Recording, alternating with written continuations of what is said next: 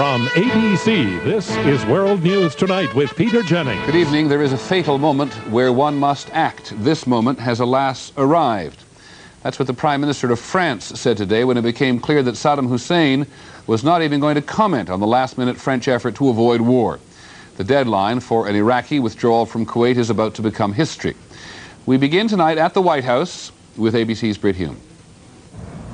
The White House said today the president is at peace with himself, though Mr. Bush could not help noticing the noisy peace protest in its second day just outside the White House gates. The president is resolute and confident, his spokesman said, and Mr. Bush tried to give at least the semblance of a normal day, as in this meeting with economic advisors. My mood? He didn't answer that question or any others related to the Gulf, but did answer briefly when asked if he had any thoughts for the American people. A lot of thoughts for the American people. Thank you all very much. Aides said the president took a brief walk early this morning around the South grounds and later spoke by phone with an Episcopal bishop and with Dick Halverson, chaplain of the U.S. Senate, who officials said offered a prayer over the phone. Defense Secretary Cheney on Capitol Hill today said what everyone knew about what everyone is feeling. It obviously is a moment of considerable gravity for anybody who's involved in government, whether it's the president or those of us in the Defense Department or the members of Congress. On the Senate floor, there were calls from liberals for a last gesture to Saddam Hussein. Maybe the president could get him on the phone and say, let's meet together this weekend in Geneva, face to face, the two principals. The White House said today there is little chance of that, and reporters asked spokesman Fitzwater about a timetable for U.S. military action. He said, quote, sooner rather than later is probably a ready description. Peter?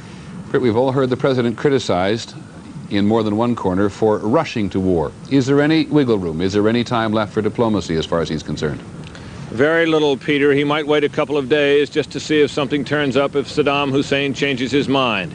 But he and his coalition partners, believing apparently they are writing the rules of a new era, have been very unyielding in this, and I don't expect much change on that now. Okay, Britt Hume of the White House, thank you very much. As we said at the outset, the last few diplomatic efforts, the French was the most visible, appear to have come to nothing. At least tonight, diplomacy seems to have been reduced to one last appeal to Saddam Hussein. Here's ABC's John McCarthy.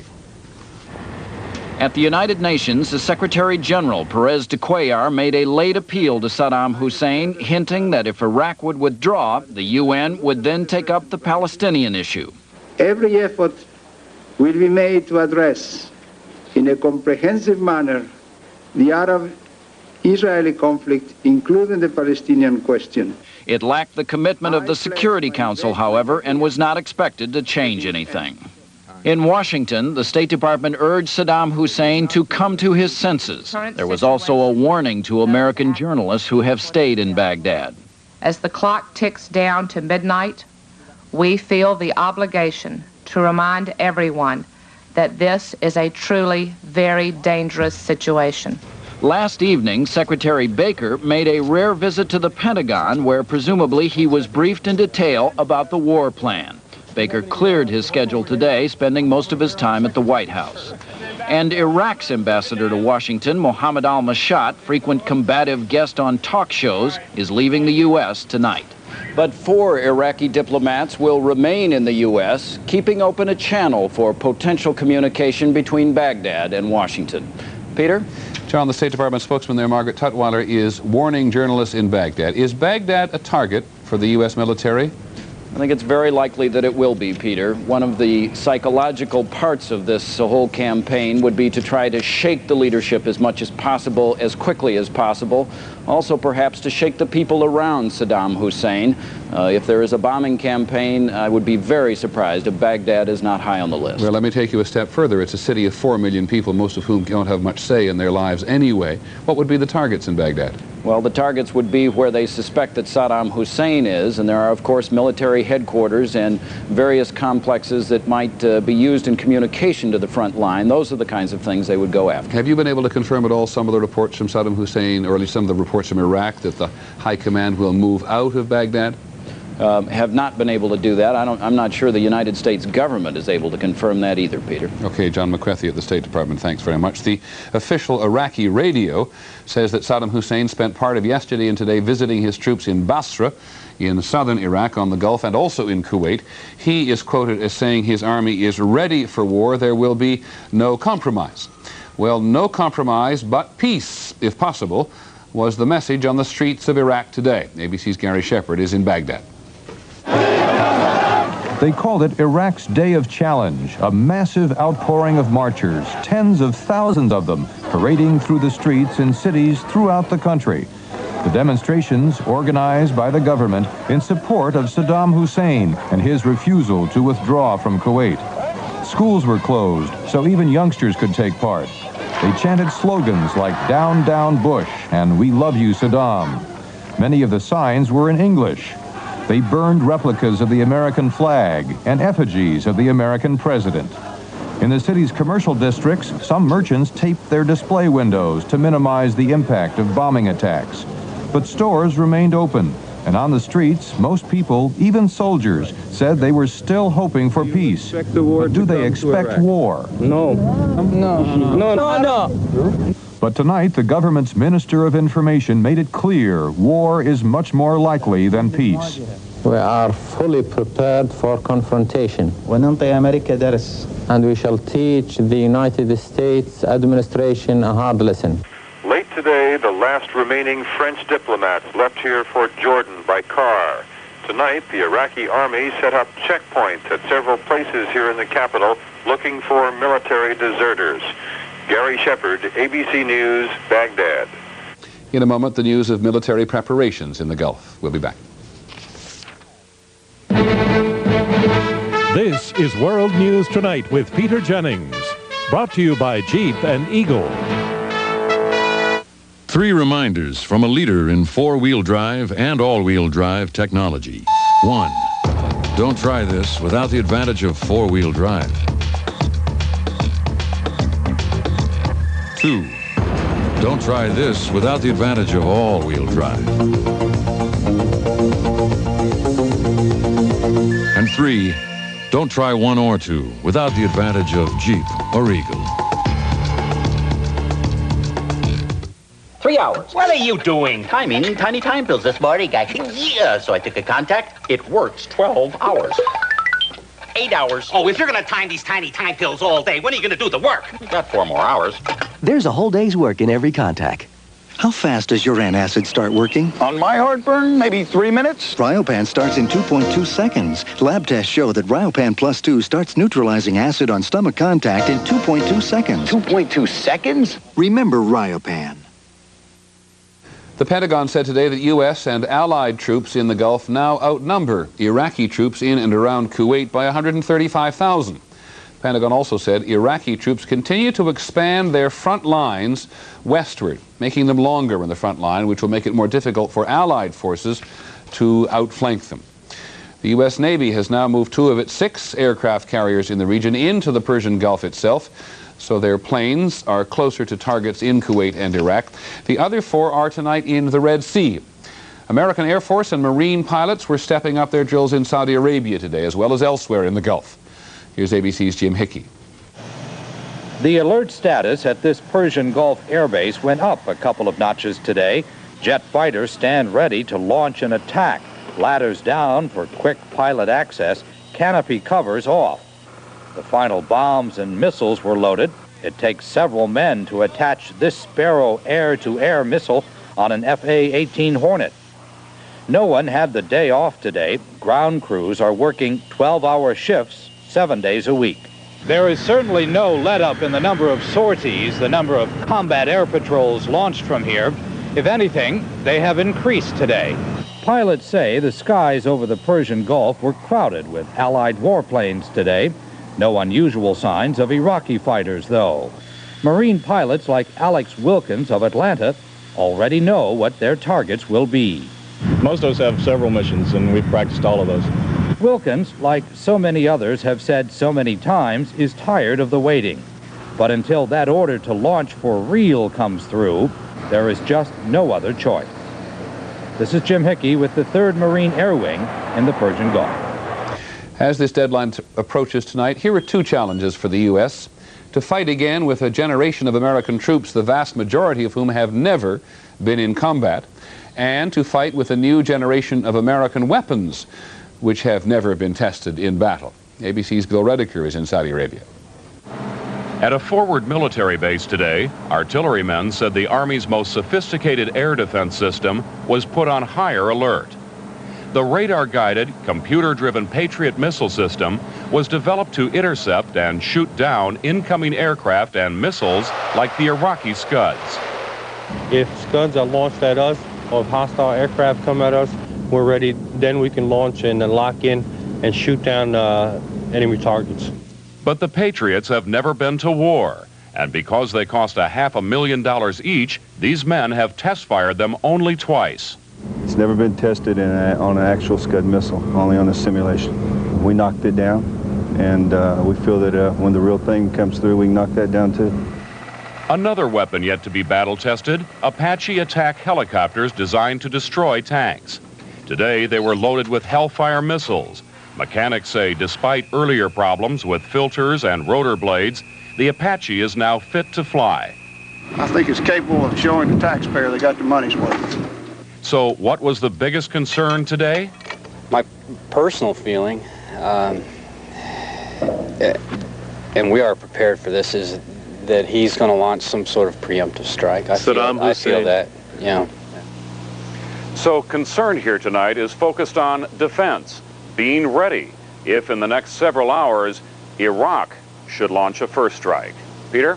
Bill, a question tonight about attitude. You've been there for most of the 5.5 months since the build-up began. Do you see any real change in American forces on this evening?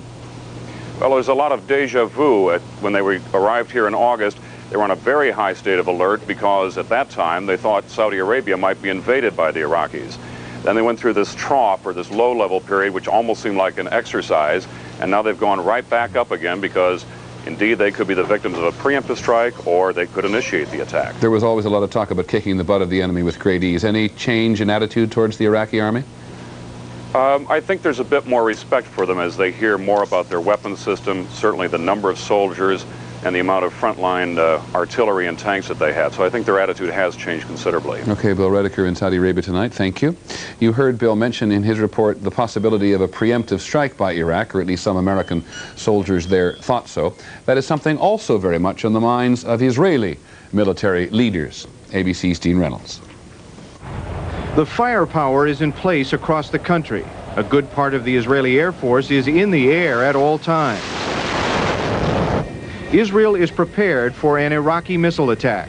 Such an attack and the certain Israeli retaliation is seen here as Saddam Hussein's only serious hope of cracking Arab support for the U.S.-led coalition against him. And since Israel has agreed not to attack unless it has been attacked, an Iraqi missile could be launched and could well get through. Giant American cargo planes recently delivered Patriot defense systems to Israel, but they are not yet operational.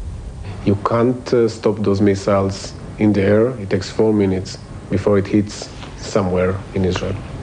Israelis traditionally plan for the worst. The specter of a missile attack with chemical weapons has people carrying their gas masks at lunchtime. In Tel Aviv, which Saddam Hussein says is his #1 target, school children are getting into the act with play masks, as if to make the real thing seem not so scary. It is early Wednesday morning here, and the latest word from Israeli military officials is that they detect no unusual activity at the Iraqi missile sites. Peter? Dean, trying to monitor the Israeli mood from here is difficult, but one senses that the country is reasonably calm. They are, Peter. There is apprehension, of course, because they have been threatened by Saddam, but there is confidence. They have been through these kinds of threats before. Their kids were in school today. People were out shopping in the streets of Jerusalem. There was even a wedding up the street a couple of hours ago. Perhaps the best sign of confidence, though, is that the Tel Aviv stock market has been on a roll and on the rise for 3 straight days. And do Israelis also sense that one of their most deeply felt adversaries is about to get it? That's true, Peter. I think that behind all of the apprehension is a certain amount of satisfaction that the man they wanted to see go away is going to go away at the hands of the United States. Okay, Dean Reynolds, thank you very much indeed. Since the invasion of Kuwait last August, King Hussein of Jordan who lives not too far from where Dean Reynolds was standing, has been trying to find a diplomatic solution acceptable to the Arab world. It's been very difficult for him. As recently as last week, he was making another diplomatic round of European capitals. Tonight, he is back home in Jordan, preparing for war. ABC's John Donovan is in Amman. Jordan's King Hussein has never sounded so resigned to war. Its specter is all around us, he told the nation on television. We will spare nothing, he said, in defending our nation. As the king spoke, his army was already at its highest state of alert. These tanks were moving tonight in eastern Jordan. But in the last few weeks, Jordan has concentrated most of its troops in the other direction, facing Israel, fearing that if the Israelis are drawn into war, they will try to reach Iraq through Jordanian territory. Tonight, Jordanian television broadcast its latest installment on how to survive an attack, to help control the fear that has been setting in over the last few days. Tonight, Jordanians and Palestinians lit candles 2 hours before midnight Jordan time. They set out on a vigil for peace, but the chants were defiant as they set out from the same offices where last August so many had signed up to fight for Saddam Hussein. In his speech, the king vowed that Jordan will defend against its enemies. Most take that to mean Israel. Between Iraq and the U.S., he remains officially neutral, a position he staked out when the crisis began, but which may not keep him out of war. John Donovan, ABC News, Amman. The Egyptian president also went on television tonight to make a final appeal to Saddam Hussein. Hosni Mubarak called on Hussein to answer, as he put it, one word: peace. Mubarak said the impending war could be the most dangerous event for humanity since the Second World War. In a moment, heightened security for Americans. This is the sound of Unisom, the sound of sleep. With Unisom, you hit your pillow and fall asleep fast. Tonight, you can sleep more soundly with Unisom, America's #1 sleep aid. Bengay welcomes back all those people who tried one of those other pain relief rubs, but found for them nothing works better than Bengay. It warms away pain with 2 pain relievers, not just 1. Welcome back to Bengay, America's best-selling pain relief rub. When Bill Denby was in Vietnam, he dreamed of coming home and playing a little basketball. A dream that all but died when he lost both legs to a Viet Cong rocket. But then researchers discovered that a DuPont plastic could help make truly lifelike artificial limbs. Now Bill's back, and some say he hasn't lost a step. At DuPont, we make the things that make a difference. Better things for better living. What traits do you look for in a financial firm? A herd mentality? Unsteadiness? Complacency? Or do you look for strength? Stability? Knowledge of the world?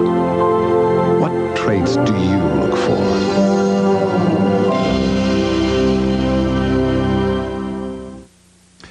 Everywhere in the United States today, there was an acute awareness that the time for a peaceful solution appeared to be running out. The mood of the country, almost as it was yesterday, appeared to be somber and reflective, and today sometimes very loud and demonstrative too. Bells tolled again in every corner of the country. In Tennessee, Iowa, Colorado, California. In every corner of the country, Americans prayed for peace. Americans tied ribbons to show their support of the troops in the Gulf, in Michigan and Texas, and high above Philadelphia. Those Americans opposed to America's involvement in the Persian Gulf took to the streets of Chicago and San Francisco. Some people opposed to the war took over the State House in Olympia, Washington. High school students opposed to the war walked out of class in Iowa and Minnesota. And in Detroit, these fourth graders were worried most about their pen pal. Pen pal who serves in Saudi Arabia. At many government buildings and military bases today, security was stepped up in advance of the deadline. Many take seriously the Iraqi warning that the effects of war will be felt outside the Gulf. Here's ABC's John Martin. The country tightened up.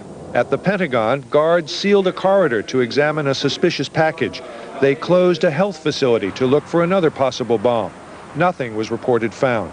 At the port of Miami, officials said they were adding extra agents to monitor visitors.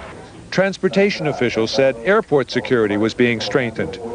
A travel magazine said in recent months, reporters carried a mock bomb unchecked through 50 of 55 gates at major airports. The danger is from terrorists. It's not from airport security people.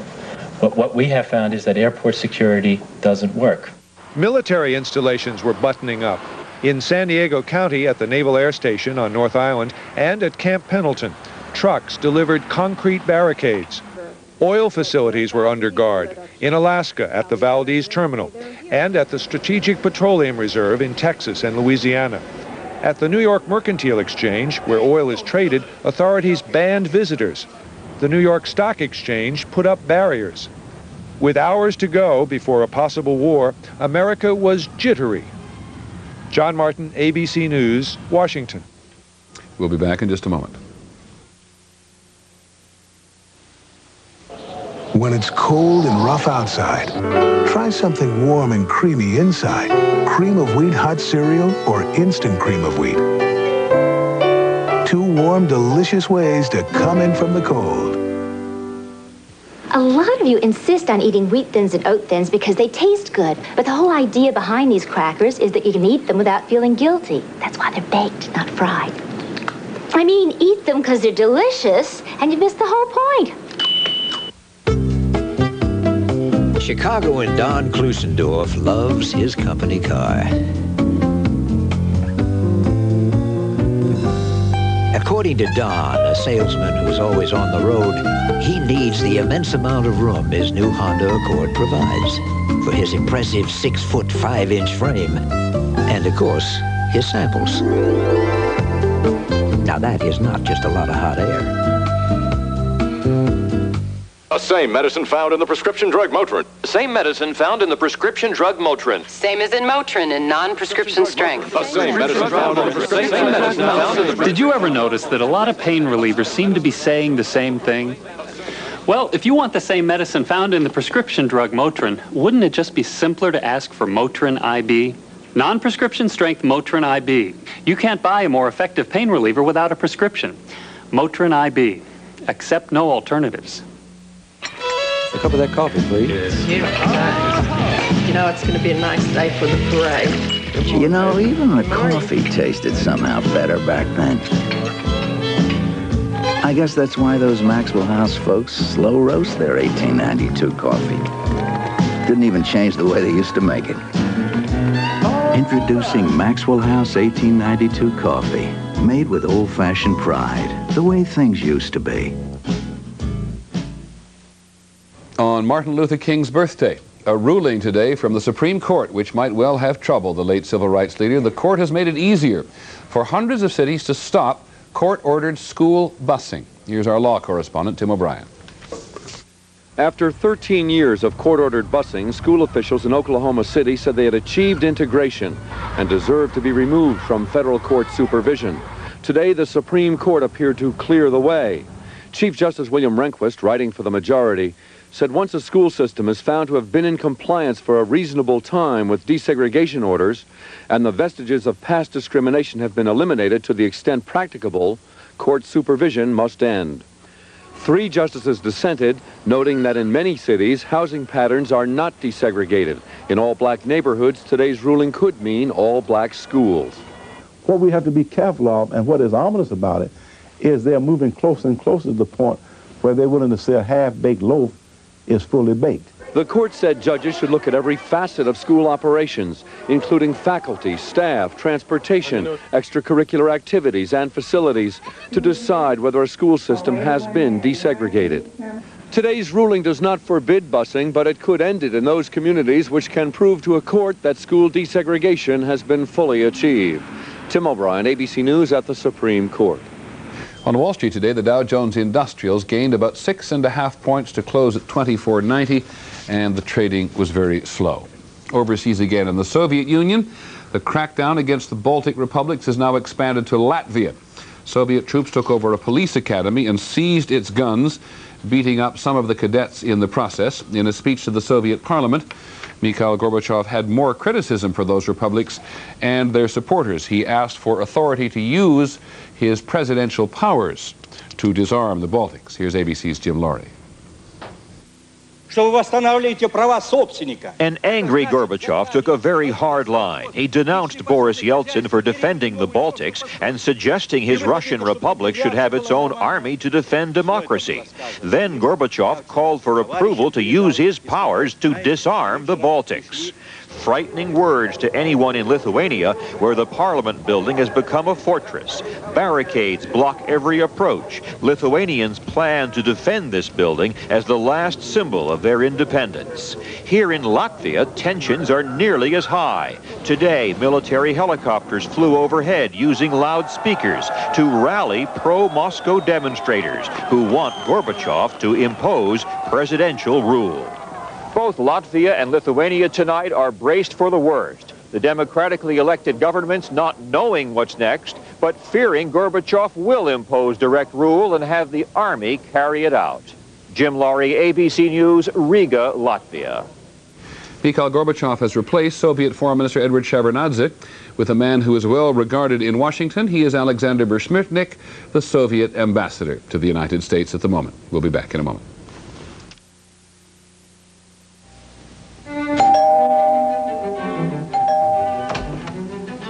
Hello. I'm sorry to bother you, but I'm having a dinner party and I've run out of coffee. Come in. Thank you. I'll just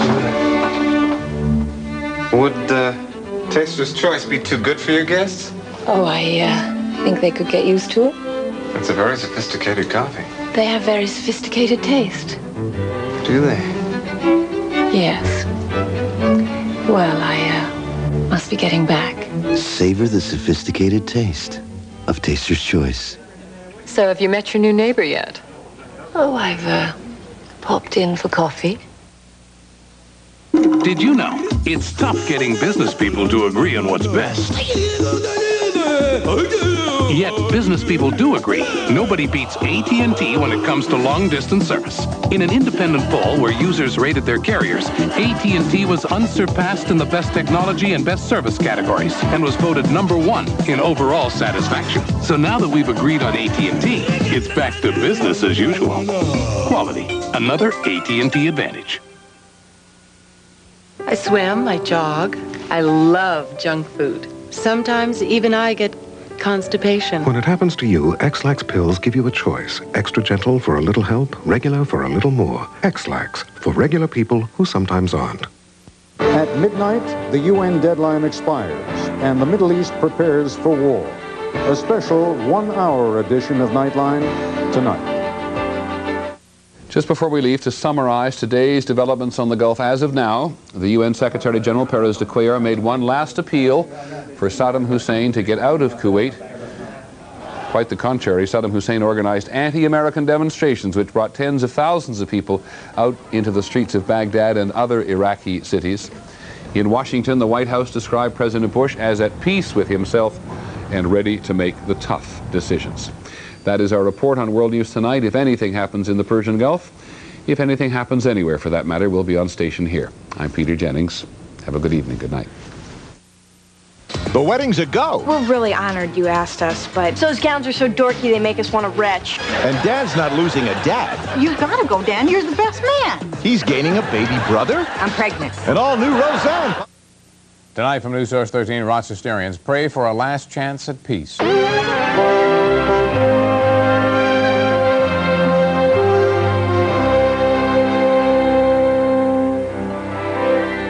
Funding for NOVA is provided by the Johnson & Johnson family of companies, supplying healthcare products worldwide.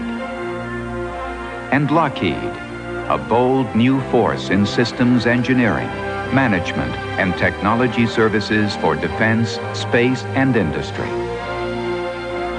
Major funding for NOVA is provided by the financial support of viewers like you.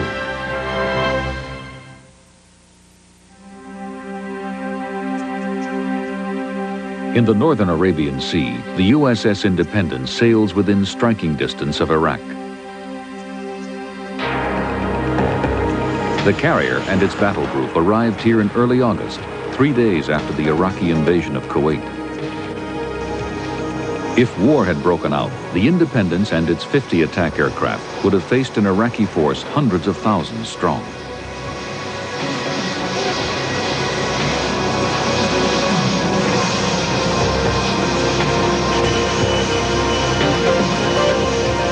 Today, the carrier has lots of company, dozens of other ships and 250,000 troops in Saudi Arabia. But the U.S. is still outnumbered, forcing it to seek military superiority not through quantity, but quality.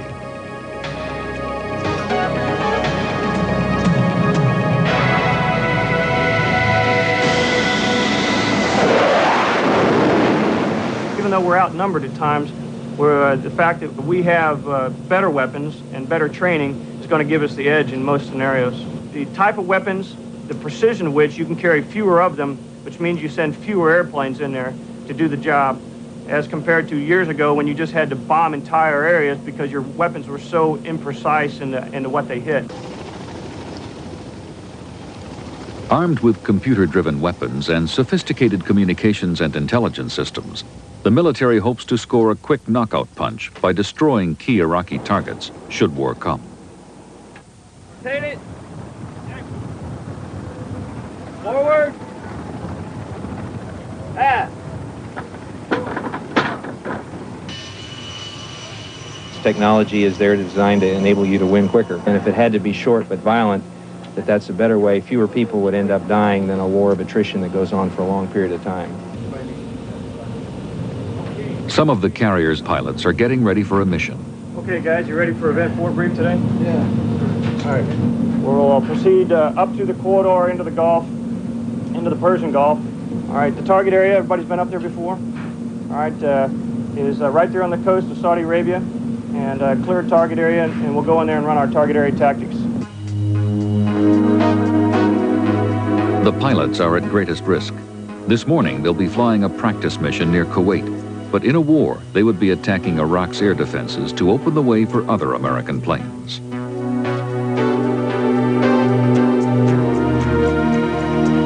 The difference between success and failure, between life and death, will likely be their new untried computer-driven weapons. The Pentagon has already spent hundreds of billions of dollars in what could be the biggest strategic gamble of the post-Cold War age, using high technology to maintain America's superpower status.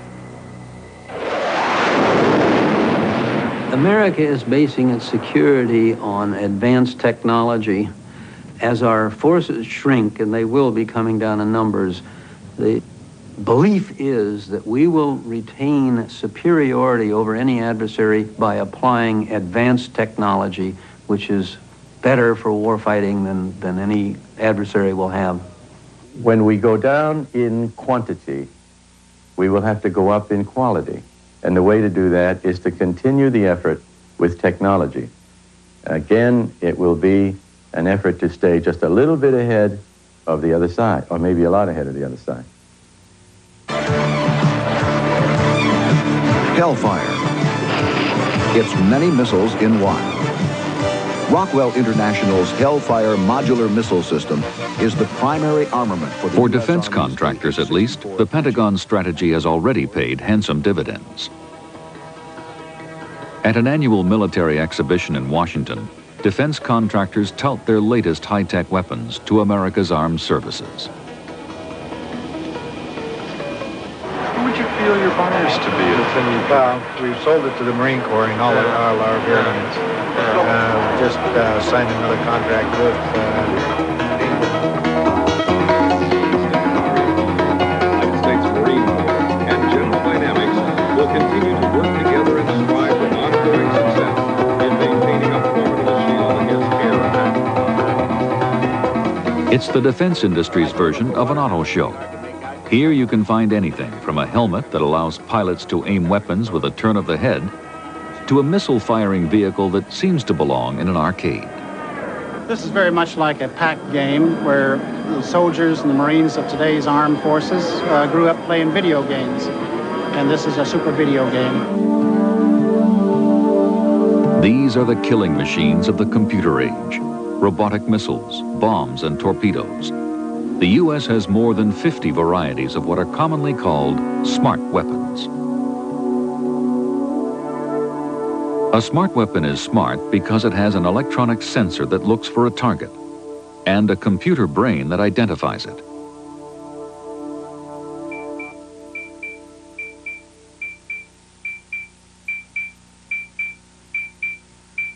Once the target has been identified, the weapon goes in for the kill, adjusting its course as needed. A tank like this is easy prey. Not surprisingly, the development of smart missiles has revolutionized military strategy. There's a move toward the missile today. Everything is tending to work toward missilery. The ships at sea that used to fire guns now fire missiles at aircraft that are coming in or even at other ships. In the air, the fighter plane that used to have machine guns and maybe bombs has missiles where it had machine guns and missiles where it had bombs, and even the infantryman fires a missile at a tank. It is because of the precision and the penetrability and the simplicity of the missile that things are moving in that direction.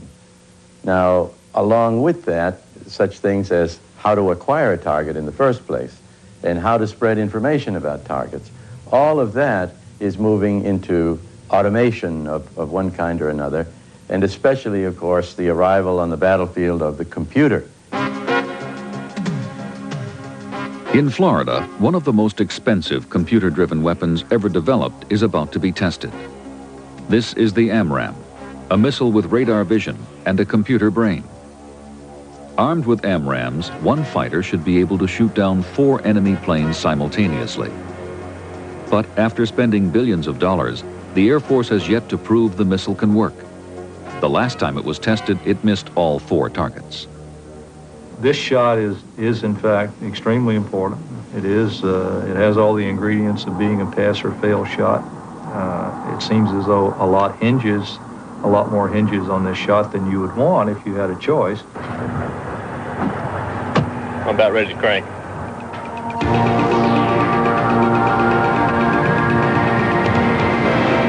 An F-15 heads out over the Gulf of Mexico.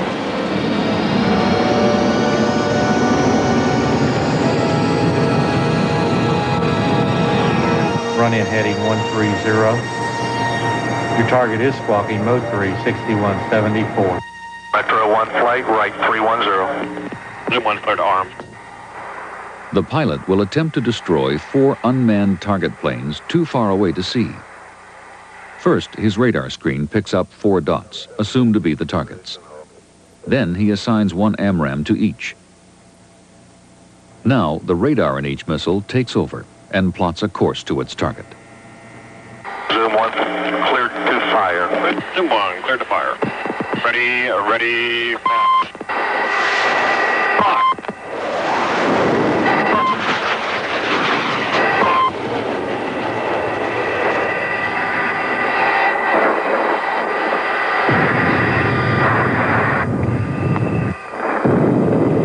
Despite radar jamming and evasive maneuvers by the target planes, all 4 AMRAAMs find their marks.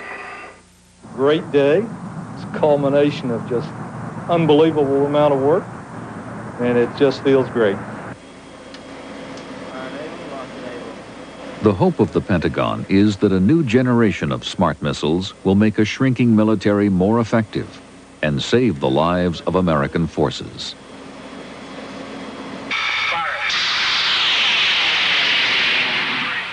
With smart missiles, soldiers and pilots don't have to get right on top of their targets to destroy them, decreasing the risk. Today, with less manpower, the idea is to let smart weapons do the job and do it more efficiently. We wanted to make sure that every shot counted. So we were aiming at trying to get combat power precisely on target, and that meant something smart, maybe something that could fly out there, see the target, tell you about it, ask you, is that the one you want to hit? And you could say yes. In best-selling author Tom Clancy's techno-thrillers, smart weapons work perfectly and always save the day.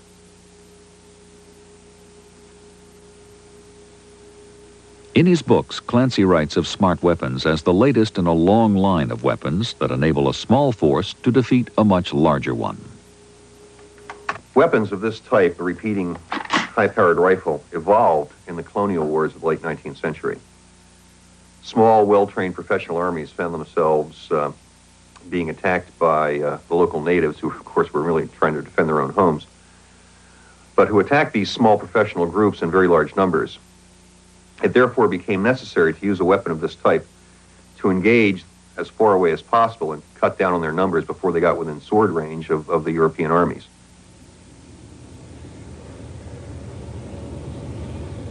In Saudi Arabia, the U.S. will try to use the modern equivalent of the repeating rifle against Iraq.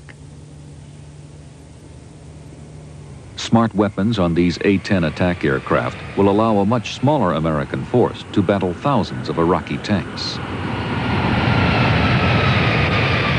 We have enough technology, we feel comfortable that we can stand off far enough to be able to inflict damage on the enemy, but yet survive ourselves.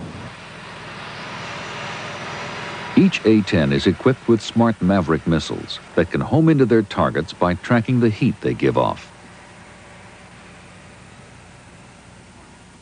As a backup, there's also an automatic cannon with armor-piercing shells.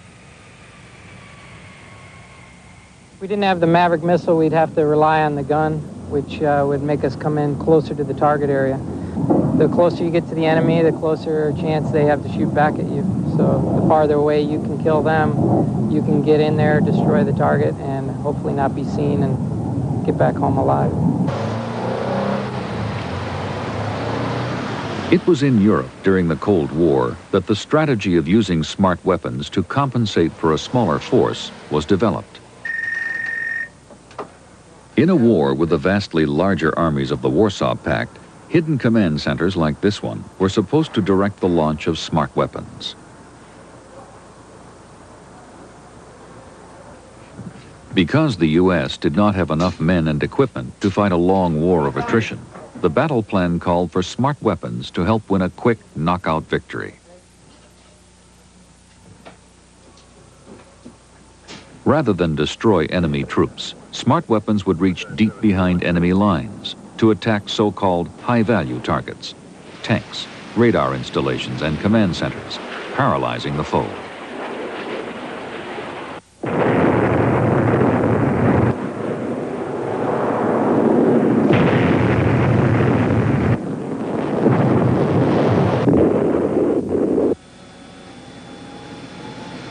The Apache helicopter would be especially busy in battle with its smart laser-guided air-to-ground missiles.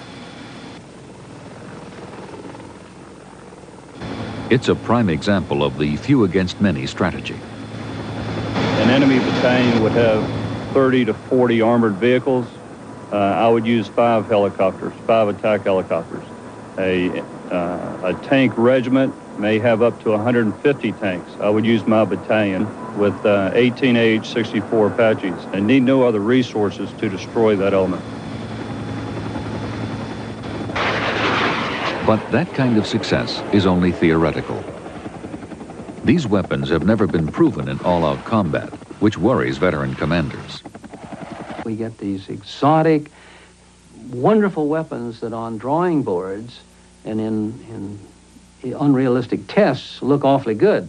But when you put them into the forces and try to operate them in salt water and sand and mud, they don't perform like exotic weapons. Perhaps the key example in front of us today is the Apache helicopter of the United States Army, their most advanced battle helicopter. They can't even keep half of them in the air under peacetime conditions in the United States. How are they going to perform in Saudi Arabia in heat with troops out in the sand? The Apache is the Army's attempt to build the ultimate tank-killing machine. It can use its computer-driven weapons while flying 200 miles per hour at treetop level. It's so sophisticated that expert technicians must constantly maintain it. But this is the price the Army is willing to pay to be the world leader in high-tech weaponry. The military has always stressed performance at all costs. This is true of military equipment every place. You go for the ultimate weapon, and the last 10% of performance doubles the cost and makes the material twice as hard to operate and maintain.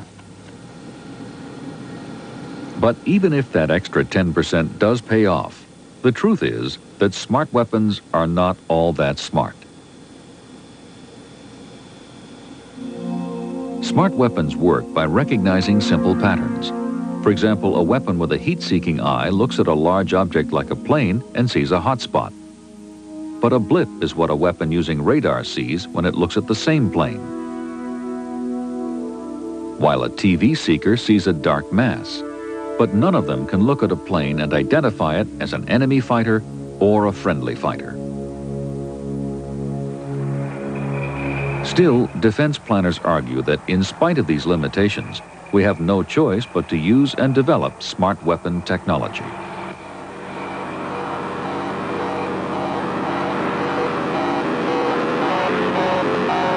I think that it's like anything else, just like the single shot gave way to the repeating rifle, and the repeating rifle gave way to the Gatling gun. Horses gave way to tanks. We gave way from propeller-driven to jet aircraft and so forth. If we don't use the things that are available to us, somebody else will, and we'll learn too late.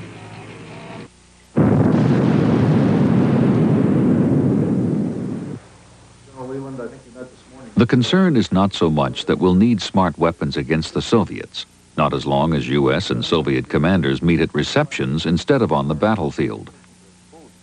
Rather, the robotic weapons of the Cold War will now be used against countries like Iraq. There is a high level of technology in many, many nations that would not be called actually industrialized nations, so that they do have the capability to acquire missiles or to build them themselves, missiles that can knock down airplanes and so forth.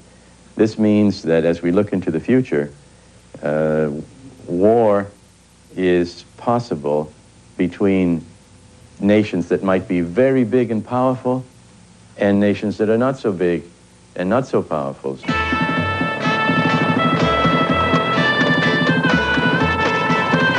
In this corner of the world, a superpower and a small nation did fight, and smart weapons tipped the balance, although not in ways that reassure the Pentagon.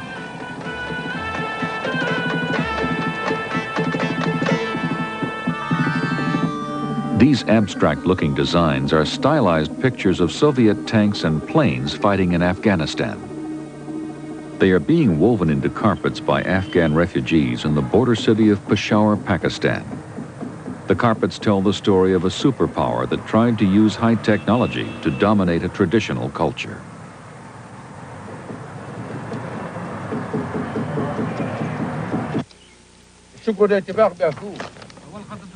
These are mujahideen, Afghan guerrillas. From small bases like this one, they have been fighting the Afghan government. But from 1979 to 1989, they fought the Soviets for control of their country.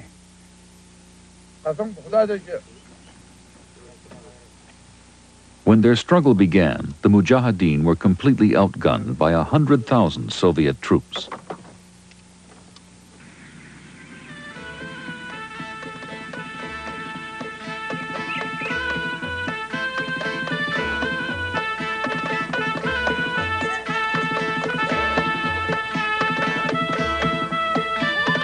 The Mujahideen come from a society far behind the industrialized world, a culture not of microchips, but mud bricks.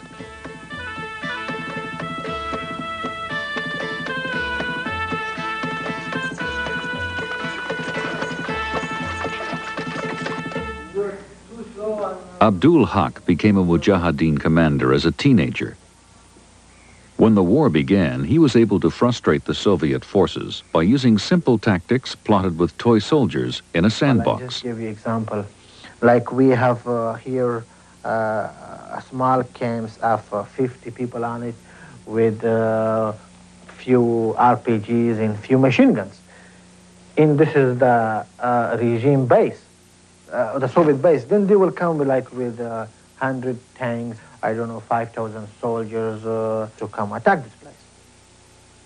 Then from the place where they started to come to here, then Mujahideen would put one mine here and one here and one here. 2, 3 tanks in trucks was destroyed by the mines. One tank was hit here, another truck was hit here, another, you know. By the time when they will get to this place, they already lost 5, 6, or 8 vehicles. Less willing than the Mujahideen to suffer casualties and surrounded by a country full of enemies, the Soviets needed something to make them less vulnerable: the rocket-firing Hind helicopter. The Soviets have used their technical superiority to compensate for the ratio of their forces in Afghanistan. They have made extensive use of their Hind helicopters, which were completely invincible because of their armor protection. And whatever the Mujahideen had will not have any effect on these helicopters. At first, the Mujahideen used handmade weapons produced in towns like Dara, Pakistan, where the only industries are guns and heroin.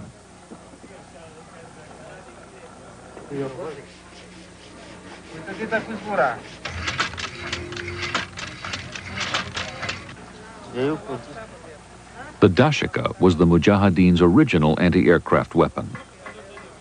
But it was no match for the high-tech helicopters.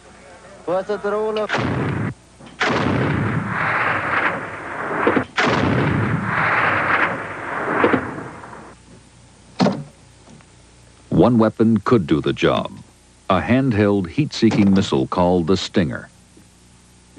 In the mid-1980s, the U.S. began covertly supplying Stingers to the Mujahideen.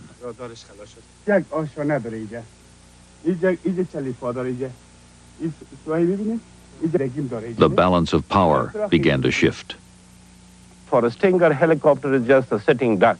If it is within the range of the Stinger, then the Stinger operator, will aim it. Aim at a Stinger, then go for a super elevation, then he will make adjustment according to the movement of the helicopter. Then you fire, and you will see a big explosion. Flames and smoke will go up. For a period of about 100 days after the introduction of the Stinger, the Soviets were losing 1 aircraft per day. 1 aircraft per day. This drove this into the high-cost arena in a hurry. And as a matter of fact, the impact of these kinds of losses was significant from a number of ways. Not only the hardware losses, but the fact that morale started to go down. Transport pilots wouldn't fly. For a period just prior to the removal, extrication of Soviet forces, Stinger gave Mujahideen a decided edge. The Soviets were vulnerable to the Stinger, but the Mujahideen had little to fear from Soviet smart weapons. After all, they had no tanks or aircraft for smart weapons to hit. The lesson of Afghanistan was bad news for U.S. military planners. If the Soviets could be neutralized by smart weapons, then so could we. If you have that feeling to sacrifice for your country, then I think superpower or no superpower, it cannot stop you. If you're willing to die, that is the most important thing. But if with that feeling is combined with a smart weapon, then the superpower is gone.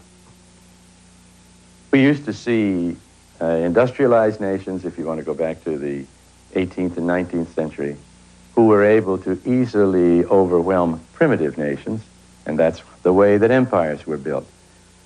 But today, there's not such a great difference. The gap is closing. Smart weapons are proliferating rapidly. Many of the Stingers sent to the Mujahideen wound up in countries hostile to the U.S., like Iran. It would be easier to probably say who didn't have smart weapons and try to list all of those that do have smart weapons. Smart weapons are supplied by all the industrial nations in the world. For example, United States, Soviet Union, France, certainly, Italy, Israel, Brazil, South Africa, England, The list goes on and on. All of these countries are involved in it because it's very commercially attractive to them.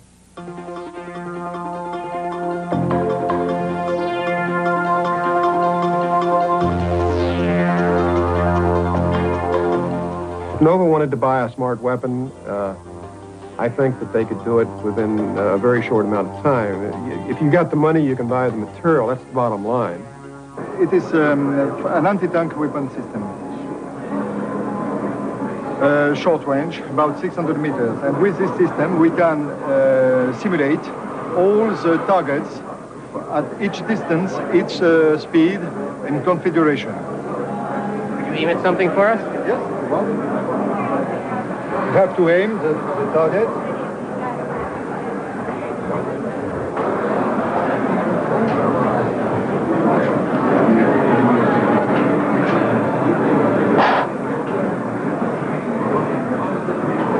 As far as what Iraq has had access to the world markets. What would that be? That's the French, the infamous exocets.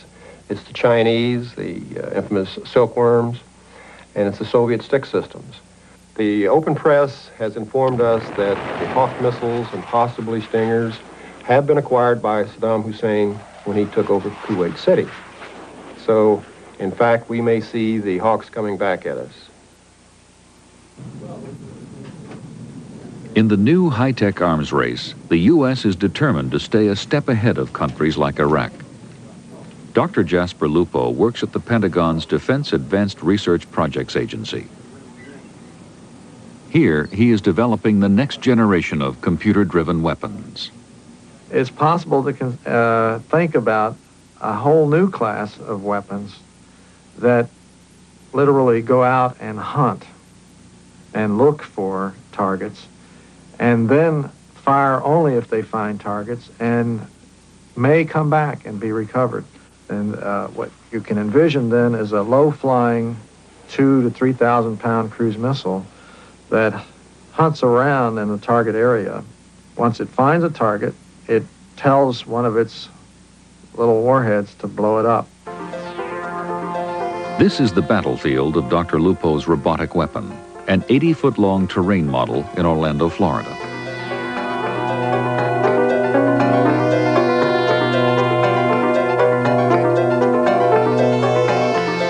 Here, the robot's computer brain is being programmed to hunt for targets by itself.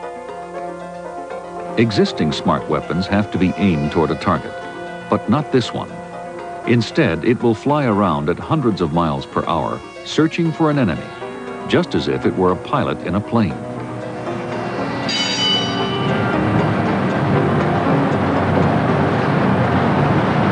It's completely unprecedented. It's never happened before. You have to go to science fiction, H.G. Wells' War of the Worlds or something to get even to get a feel for what it's like. On the terrain board, the robot's targets are model missile launchers. Images come in from an electronic eye traveling over the model, simulating the actual robot in flight. The robot's computer has been programmed with a diagram of a missile launcher, the red figure at the top of the screen. It tries to match this diagram against the images it sees. When it has a match, the robot's electronic eye circles back to simulate an attack run on the target.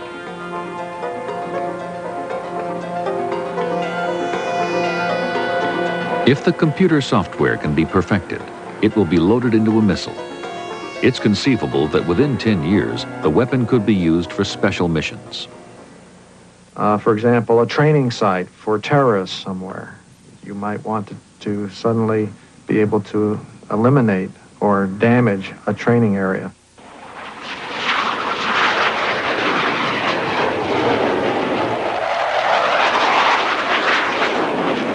The robot's hardware is already being tested.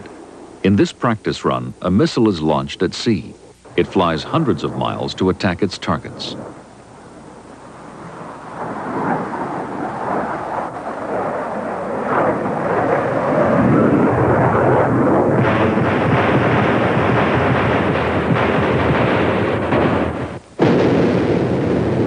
Without advanced software, the missile can't recognize the targets once it reaches them. It is simply navigating to pre-programmed coordinates and blindly dropping bombs.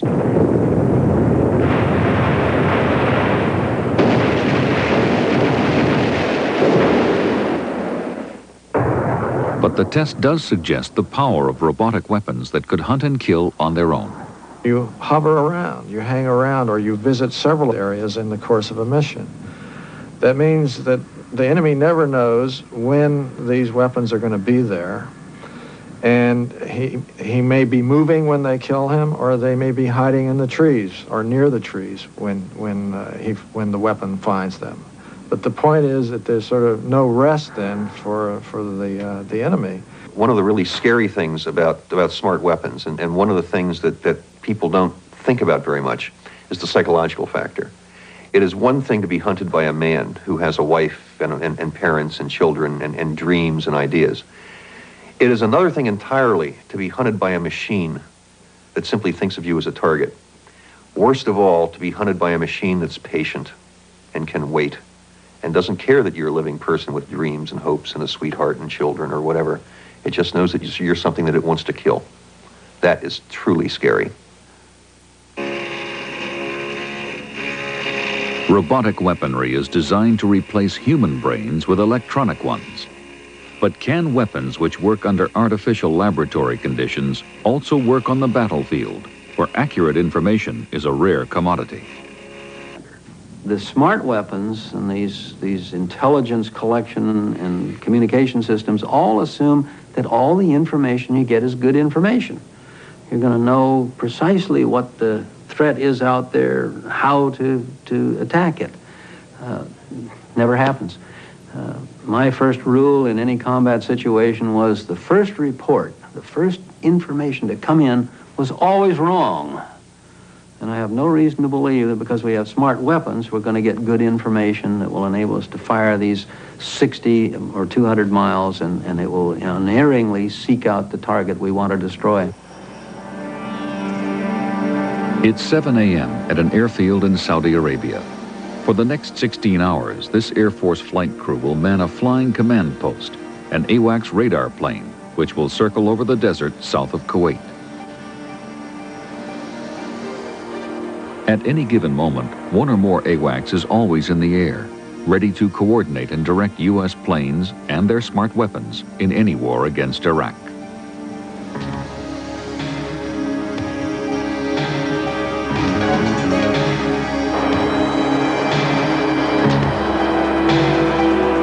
The AWACS pilot and commander is Colonel Thomas Bliss. Currently at his disposal is a squadron of F-15 fighters, called CAPs, flying alongside to protect against an attack by Iraq's Soviet and French-made jets. But in a war, Bliss would be directing hundreds of U.S. warplanes. The AWACS is designed to be the primary command and control platform to conduct the air battle from, and it's fed all the appropriate information. It has all the capabilities, both communication and command and control, and weapons control to conduct the entire air battle across all the roles and spectrums. To know where to send the F-15 CAPs, the AWACS receives intelligence from spy planes and satellites. The AWACS also has its own radar to look hundreds of miles into Iraq, an advantage over Iraq's radar systems, which are mostly designed to track aircraft within its own borders. This area down in here is Saudi Arabia. The upper portion of it is Iraq. This little area right here is Kuwait. Right now we've got an possible Iraqi fighter right here getting ready to go into one of the bases up there headed north. The AWACS radar cannot actually tell one plane from another. The crew must decide what is and what isn't an Iraqi fighter based on airspeed and position. So far, it's a routine morning with no unusual activity over Iraq or Kuwait. The hours drag on.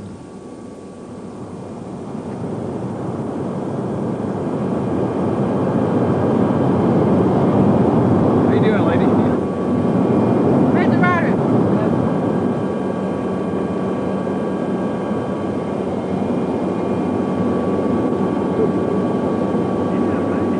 But then, 12 hours into the mission, something unusual appears on the screen.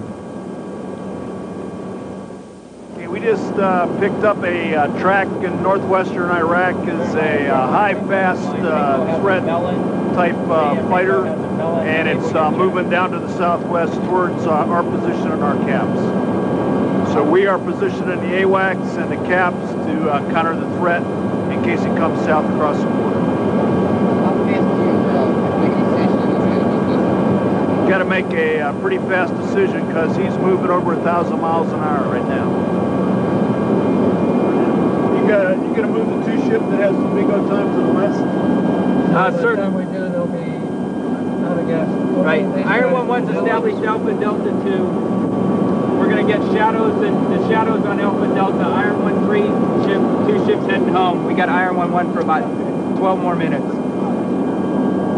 Okay, the aircraft is just accelerated from around 1,200 to 1,500 miles per hour, and that's a considerable threat, and so we're keeping a close eye on it.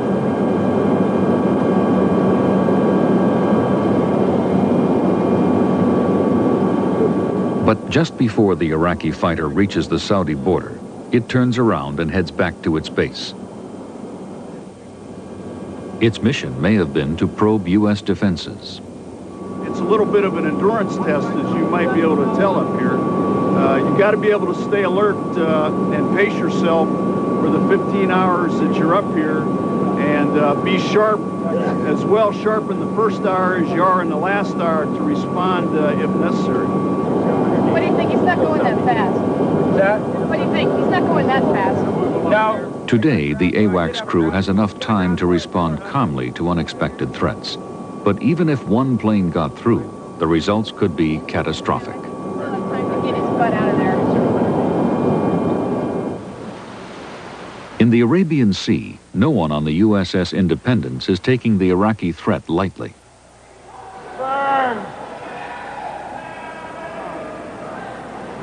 Here, crew members stage a disaster drill to prepare for a hit by an Iraqi anti-ship missile. A fire detail rushes in to practice fighting what would likely be a raging fire. It would only take one Iraqi missile to wreak havoc on the ship.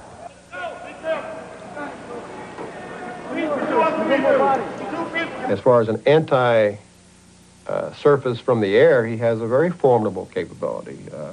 In this area, he has acquired again the French systems, the Chinese systems, which are very long-range standoff systems capable of being launched in excess of, let's say, 100 kilometers against U.S. ships, and I'm sure he has hundreds of them. But the threat from Iraq's smart weapons isn't just against ships. U.S. warplanes will also be at risk from several varieties of anti-aircraft missiles based in Iraq and Kuwait. To counter the threat, the U.S. will use these smart missiles called HARMs. They're designed to home in on a radar beam, ride the beam all the way down to a radar dish on the ground, and knock out the enemy's air defenses, at least in theory. I think it's going to be very complicated, if not impossible, to ensure ourselves that we can take out a large percentage of the mobile anti-air defenses that Saddam Hussein has put in place.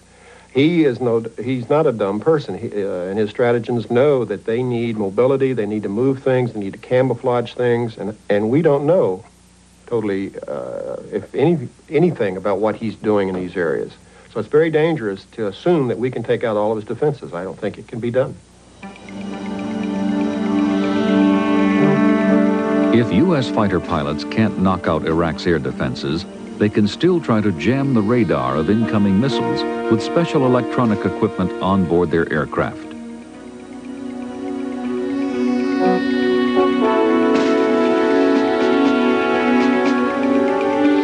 It's smart weapon versus smart weapon. Computer versus computer.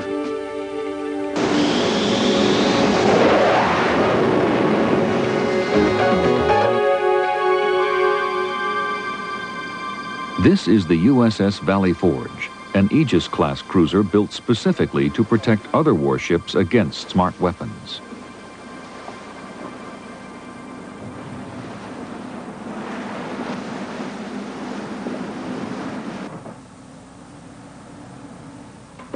In a sense, the ship is the epitome of high-tech weaponry, with its smart torpedoes and missiles.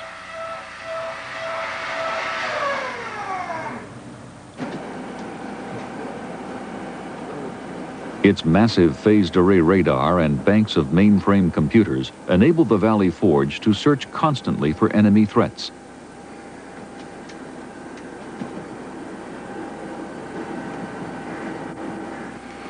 But there are no windows in its command center, no views of sea or sky. Older days, if you will, as I tell my children, before you had automation and before you had radar and sophistication like here, the captain spent most of his time on the bridge. He was directing the battle from up there where he could see things with his naked eye. And here the battle takes place so far away, you can't see with your own eyes. You need to use electronics, the radars, the sonars, all your sensors, your long-range link with other ships in order to do that kind of engagement. This is the only place you can see it. This is the only place you can control it.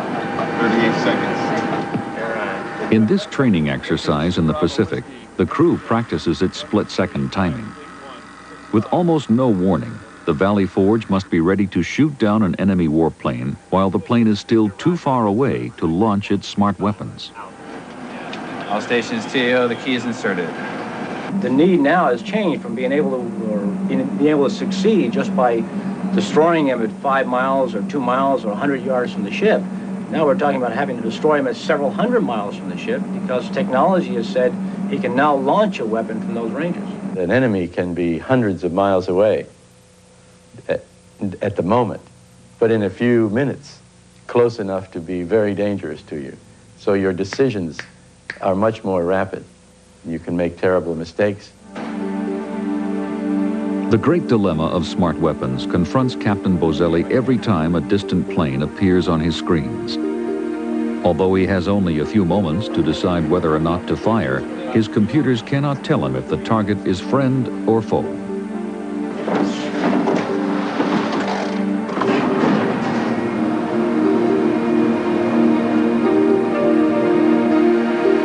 There it is. There's your missile.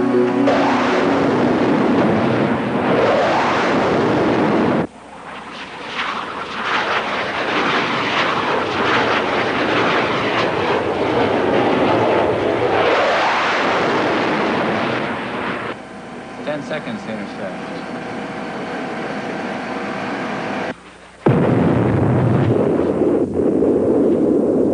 In many respects, it's easier in an all-out war. Anyone who comes to a certain area becomes the enemy. In the open ocean, it's easy. Anyone who shows up is the bad guy unless you know he's yours. When you get close to land or in scenarios where you're not arbitrarily shooting first and asking questions later, it is in fact a much more difficult problem. In 1988, another Aegis cruiser was in the Persian Gulf. A Navy camera crew was there at the time and shot this video. The ship, the USS Vincennes, had been firing on Iranian gunboats. Suddenly, its air defense system detected an unidentified plane taking off from the distant Iranian mainland. The plane was climbing, not diving like a hostile warplane. But even though it was dozens of miles away, it was already close enough to fire a missile. 009, true, 5 miles. The ship radioed in English to the unknown pilot.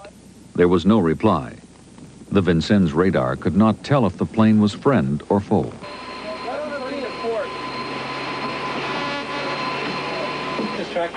The plane was still over 20 miles away, but closing. The Vincennes decided to fire before the unknown plane could fire first.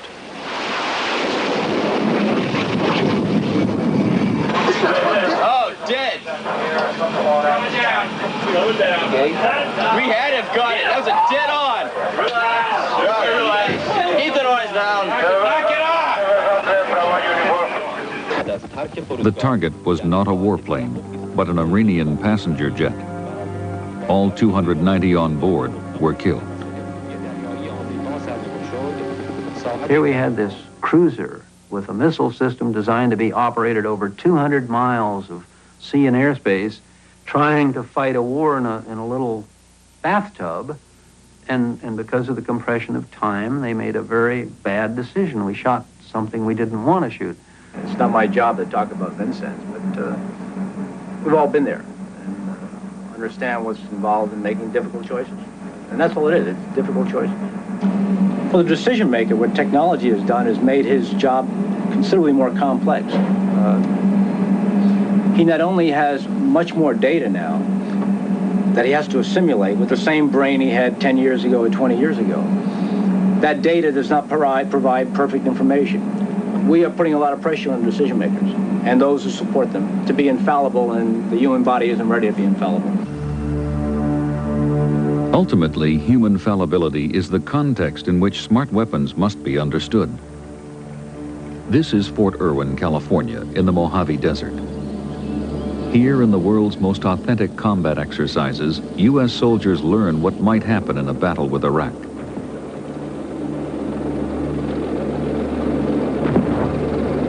These are the same conditions, the same tactics, and the same kinds of military hardware that the U.S. would face in the Middle East.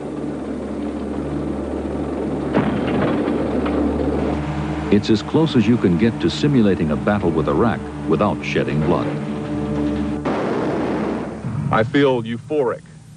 It's an exciting thing to be out here. This modern battlefield is very lethal. It's wonderful to be able to experience this without actually getting killed. Positions, he will not have sufficient time to move against us. I'm concerned first about our alignment as we come out here, John, and your ability to make it to the decision point according to schedule. You are the guide for movement up to the point where we... These Army officers are permanently stationed at Fort Irwin. Their job is to play the part of the enemy in elaborate mock battles. They use Iraqi-style tactics and hundreds of tanks and helicopters, just like Iraq's. But not heavily obstacle the forward position of that. What you may see then is he expects us to come over the well. 20 miles away, the other side is ready to fight. It's a visiting unit imported to Fort Irwin for training. It will play the part of the American forces, using the very latest in high-tech weaponry.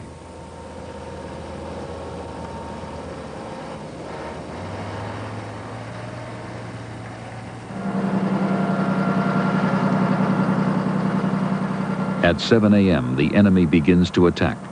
Equipped with outdated smart weapons, it can't hope to outgun the American forces. But thanks to its greater experience, it can outfight them. In this morning's attack, the enemy hopes to send 160 armored vehicles to outflank a smaller force of Americans and capture an objective 30 miles away.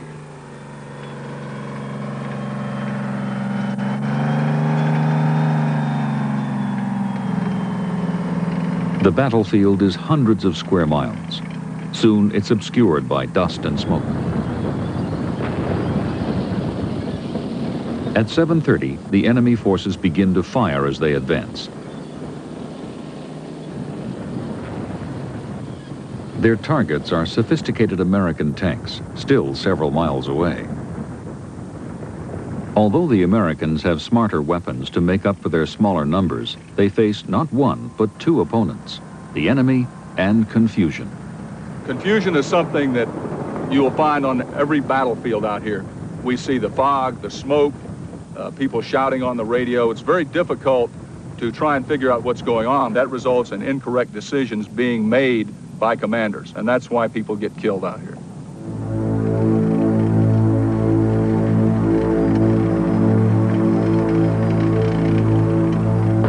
The less experienced American forces quickly become disorganized. Lacking accurate information, they don't know where to aim their smart weapons. In contrast, the experienced enemy forces keep to their battle plan and continue to gain ground. 2 hours after the attack begins, the enemy forces wipe out the last pockets of American resistance to achieve total victory. I don't feel comfortable thinking that machine would replace man on the battlefield. In fact, even now, sometimes we find that soldiers get a kind of vertigo when they're inside some kind of a mobile shelter looking at a television screen and moving dots around and so forth and pressing buttons, and someone says, "There's an enemy patrol outside." What do you do then? No screens are helpful for you. This happens even now. I think really, for lots of reasons, the hand of man better be in the battle and the mind of man, or else things could go terribly wrong. In Saudi Arabia, the Air Force technicians who maintain smart weapons wait for a squadron of A-10 attack planes to return from a mission. Now just fighting aboard them. Takes attention now, throwing rocks at a big target. Just feel better. Working on my second career. Look at my rockets out here, though. We'll hit them. We can get them. In high-tech warfare, technicians are as essential as combatants. But no matter how competent these technicians are, no matter how sophisticated their smart weapons may be, a war with Iraq or anyone else cannot be won with technology alone. As far as the air capability and the superiority of air in that area, there's no question that we have that. Can air take out tanks? I think there's no question about that either. Now, once the tanks are taken out, there's no place for them to hide. Once the tanks are taken out, what happens now? It becomes a ground problem. And the ground problem is the one where Saddam Hussein certainly has the edge, both in not quality, but in quantity. And it'll become a ground battle, door-to-door battle. And that's the one the American public won't like. It's the one with a lot of body bags.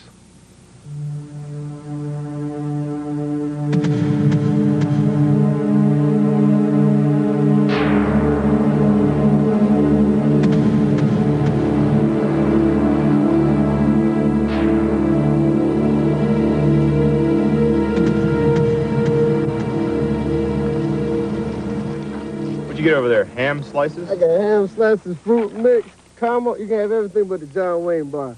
Can't do it. Hey, I got to have that John Wayne bar. Can't leave home without it. Got it. And my grape Kool-Aid for my water. Sad part, as a bachelor, I'm eating better out here. My microwave. Somebody melted my chocolate today. These soldiers in the 24th Mechanized Infantry are on the American front line in Saudi Arabia, 60 miles from Iraqi troops in Kuwait. You can't beat this. They're relaxed and confident now, but they know that if war breaks out, they, not smart weapons, will bear the brunt. Yeah, the concept of a war that can be won by superior technology and a stunning blow simply isn't a true picture of warfare. War is conflict with blunt instruments, and people get killed and things get destroyed, and you don't win until you've killed more of them and destroyed more of their equipment than they've killed and destroyed on your side. If it was simply a case of signaling the other side that, look, we're superior, we've got all these brilliant new weapons, surrender, fine, he'd surrender, but he isn't going to. And we're going to have to use the weapons, and some of them will work, some won't work, and we'll fight a war of attrition. You attack, they defend, and people are killed on both sides.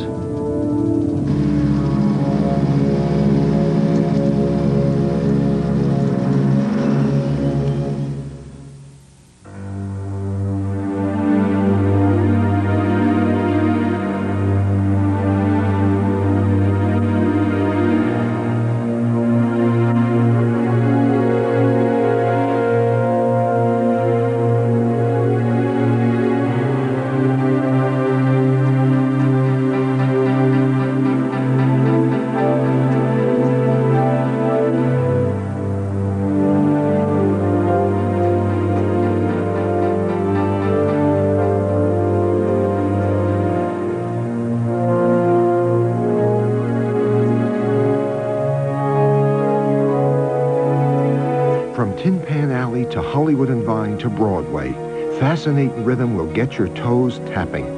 I'm Michael Lasser.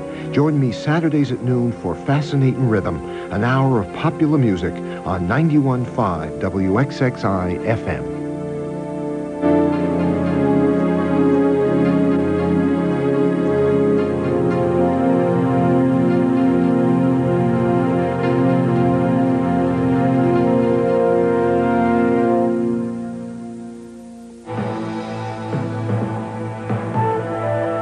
Funding for NOVA is provided by Lockheed, a bold new force in systems engineering, management, and technology services for defense, space, and industry.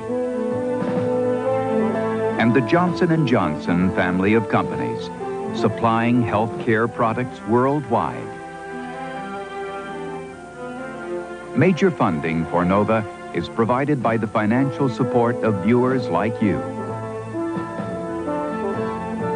For a transcript of this program, send $5 to this address or call 212-227-READ.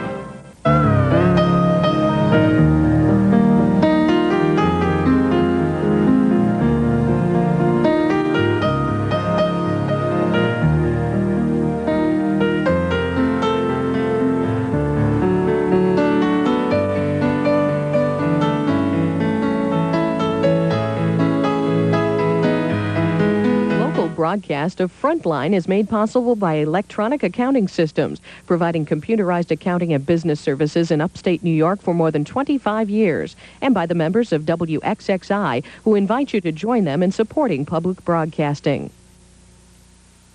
Frontline is a presentation of the Documentary Consortium.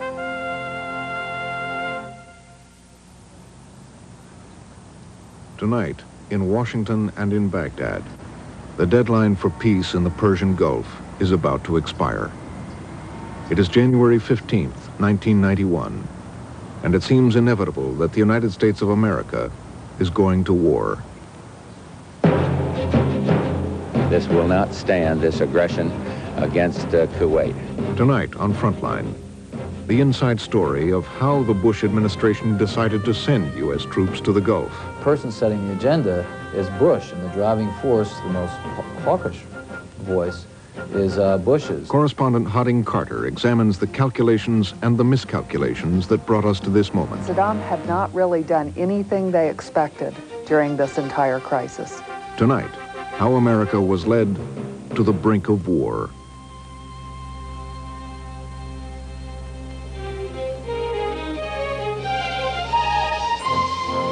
With funding provided by the financial support of viewers like you, and by the Corporation for Public Broadcasting. This is Frontline, a special report.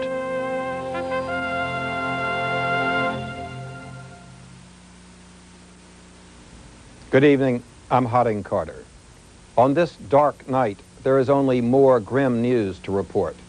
The White House said today Iraq will be living on borrowed time after the deadline for its withdrawal from Kuwait passes at midnight.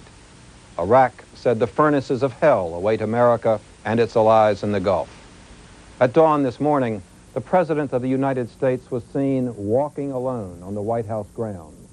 He is described as reflective and resolute, praying for peace, but ready for what lies ahead. But we did not arrive at the edge of this precipice overnight. And in this Frontline special report, we will look back at the last 6 months, at the events, the decisions, and the men who have brought us to this moment. At its core, this is a story about President George Bush, about how he and his closest advisors made the critical choices that have poised over 400,000 U.S. troops for battle. It is a story told by other voices, however. The administration declined to make any of its top officials available for on-camera interviews. So we have relied on the observations and perceptions of some of Washington's best reporters, men and women, who talk to those officials on and off the record every day. Tonight's broadcast was produced by Michael Kirk and Michael Sullivan. It is called To the Brink of War.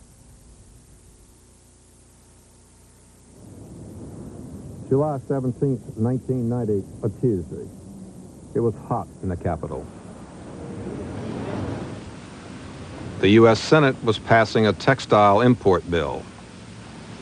At the Pentagon, there was concern about 6 soldiers who had gone AWOL in West Germany. And at the White House, President George Bush was meeting with British opposition leader Neil Kinnock. On July 17th, Secretary of State James Baker was in Paris, nailing down one of the administration's most successful foreign policy triumphs, the reunification of Germany. They had gotten almost maybe a little bit cocky about their abilities to manage the world and international affairs. Pulitzer Prize winner Thomas Friedman reported from the Middle East for 10 years. He is now the New York Times chief diplomatic correspondent in Washington. So forget we had a Nicaragua election that had gone quite well for the administration. Panama had been a relative success. But if you look at, again, the big game, which was Europe, the Soviet Union, Germany, a lot of this was set in motion by other people abroad, in fact, virtually all of it. We, the United States, were in a very reactive mode. And the key for the administration was to react coolly, calmly, and sensibly to these events, initiated by others, and to manage them as well as they could. But they didn't appreciate, I think, at that point, what was lurking on the other side of August 2nd. July 17th in Iraq was the 22nd anniversary of the revolution that brought President Saddam Hussein's party to power. After its 8-year war with Iran, Iraq was now billions in debt and angry with its Arab neighbors about the low price of oil, its chief source of cash. In his anniversary speech, Hussein threatened Kuwait and the United Arab Emirates. Iraqis, he said, will not forget the maxim that cutting necks is better than cutting the means of living. O God Almighty, be witness that we have warned them.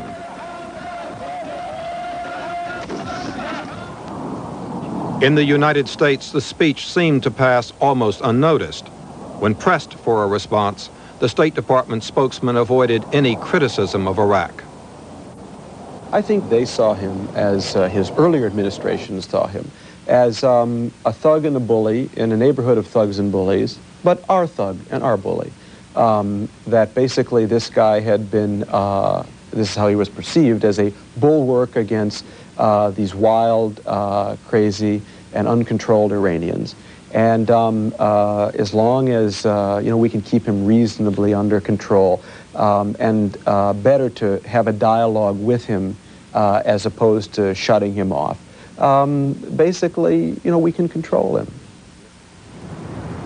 In April, Secretary of State Baker and his Middle East advisors did review the U.S. relationship with Iraq, but decided not to change policy.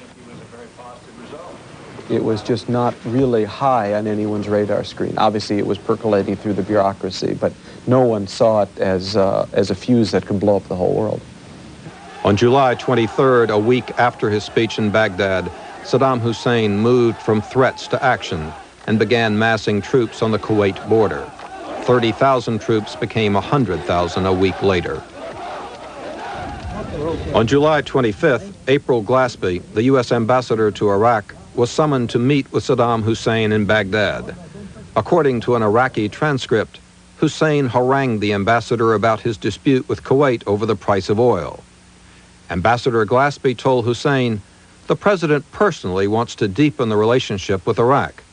She did express concern about the Iraqi troops on the Kuwaiti border, but added, "We don't have much to say about Arab-Arab differences like your border differences with Kuwait. All we hope is you solve these matters quickly." Robin Wright, an author and correspondent for the Los Angeles Times, has reported on the Middle East for 18 years. I don't think we basically understood the depth of the feeling. We didn't understand that Saddam was economically in dire straits and that he would use an historical claim on Kuwaiti land to help his own economic situation, as well as his egomaniacal political ambitions, not only in the Gulf, but in the entire Arab world. During that final week of July, as Hussein reinforced his troops, several Arab leaders privately assured the U.S. that he would not invade. and the State Department continued to make it clear the U.S. would not intervene in the dispute. Do you happen to know if the United States has any commitment to Kuwait, to defend Kuwait, or to assist it against aggression? We do not have any defense treaties with Kuwait, and there are no special defense or security commitments to Kuwait. If Iraq, for example, charged across the border into Kuwait, and for whatever reason, what would be our position with regard to the use of U.S. forces? I cannot get into the realm of what-if answers. In that circumstance, it is correct to say, however, that we do not have a treaty commitment which would obligate us to engage U.S. forces. That is correct. That's correct. That is correct. The fact that no U.S. official ever actively intervened to say, wait a minute, don't go too far, or else you'll face the wrath of not only America, but the entire industrialized world, I'm sure helped pave the way for Saddam's decision to take one of the most daring military actions of the 20th century. On August 1st, the CIA reported to the president that Iraqi troops on the Kuwaiti border were now capable of launching an invasion. In Siberia, Secretary Baker was meeting with the Soviets. He told Foreign Minister Edward Shevardnadze of the CIA report and said, "We hope you'll restrain these guys." Shevardnadze replied he was confident that Iraq, a Soviet client, would not invade. At the Pentagon that afternoon, the Joint Chiefs were briefed on the Iraqi buildup by General Norman Schwarzkopf, commander of U.S. forces in the Middle East. At that time, Schwarzkopf gave a rather vivid description in a somewhat low-key manner of what the Iraqi forces were capable of doing. Rick Atkinson reports on the Pentagon for the Washington Post. He did not predict that there would be an invasion. There were no alarm bells that went off. The chiefs came out of there and went about their business. U.S. intelligence sources confirm that within the past few hours, more than 100,000 Iraqi troops have massed along that country's border with Kuwait. And now there are reports. That night, as the nation learned of the invasion on television, National Security Advisor Brent Scowcroft monitored the situation at the White House and briefed the president.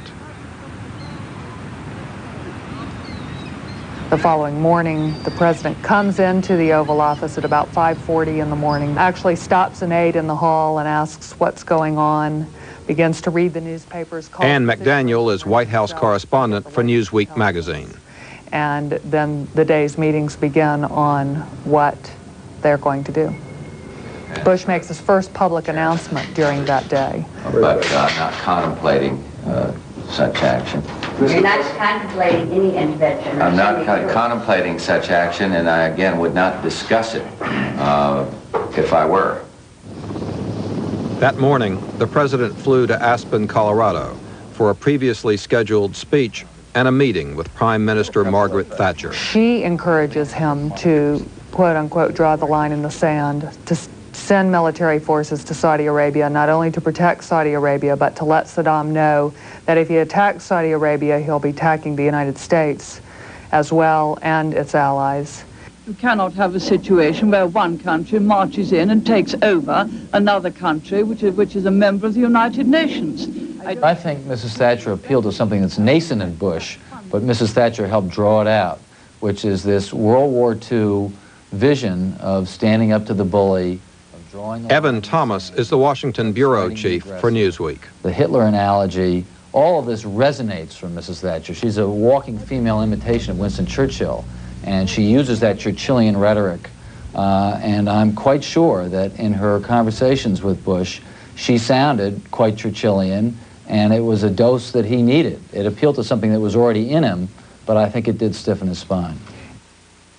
He gets on the phone constantly. He starts on the phone the first morning, starts calling the Arab leaders, the European leaders, both asks them what they think and tells them that his inclination is not to let this stand, although he doesn't tell them what he intends to do about it. He also gets on the phone to Gorbachev and has Baker talking to Shevardnadze to get some feel for where the Soviets are going to be here. I think that from the moment of the invasion, they understood that the international coalition would only be as strong as the U.S.-Soviet cooperation.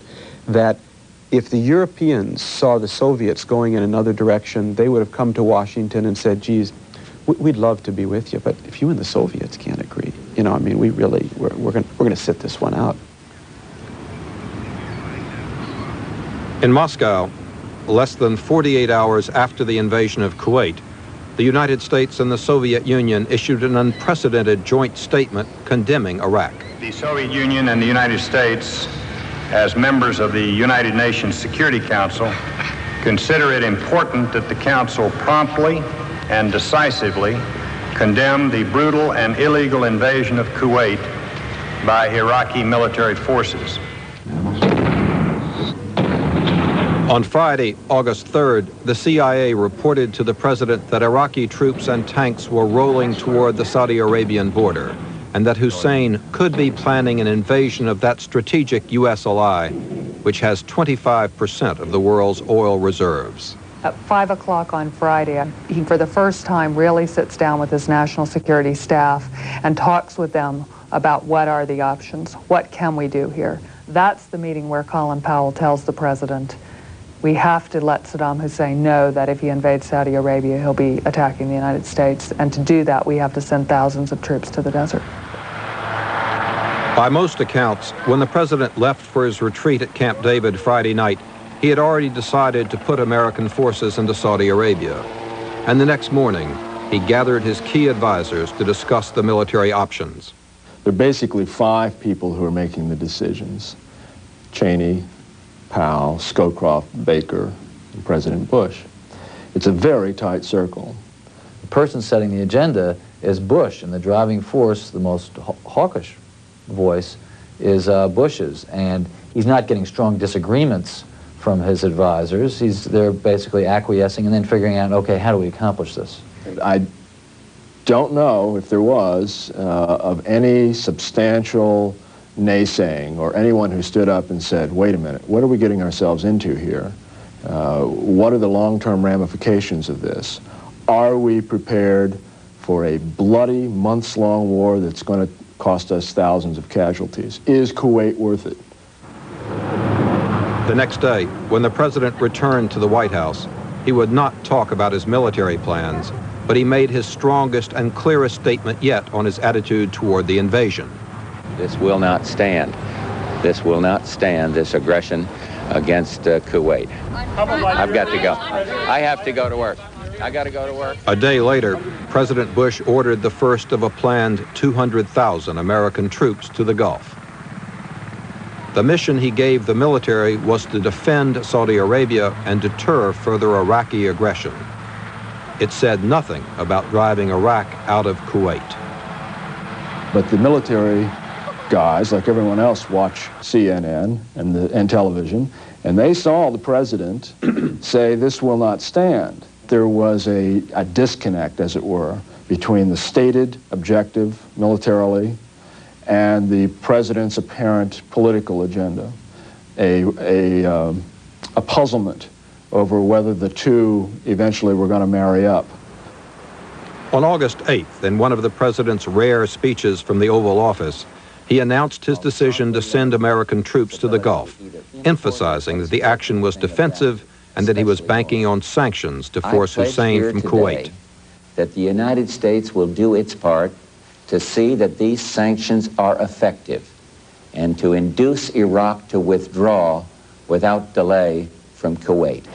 America does not seek conflict, but America will stand by her friends. The mission of our troops is wholly defensive.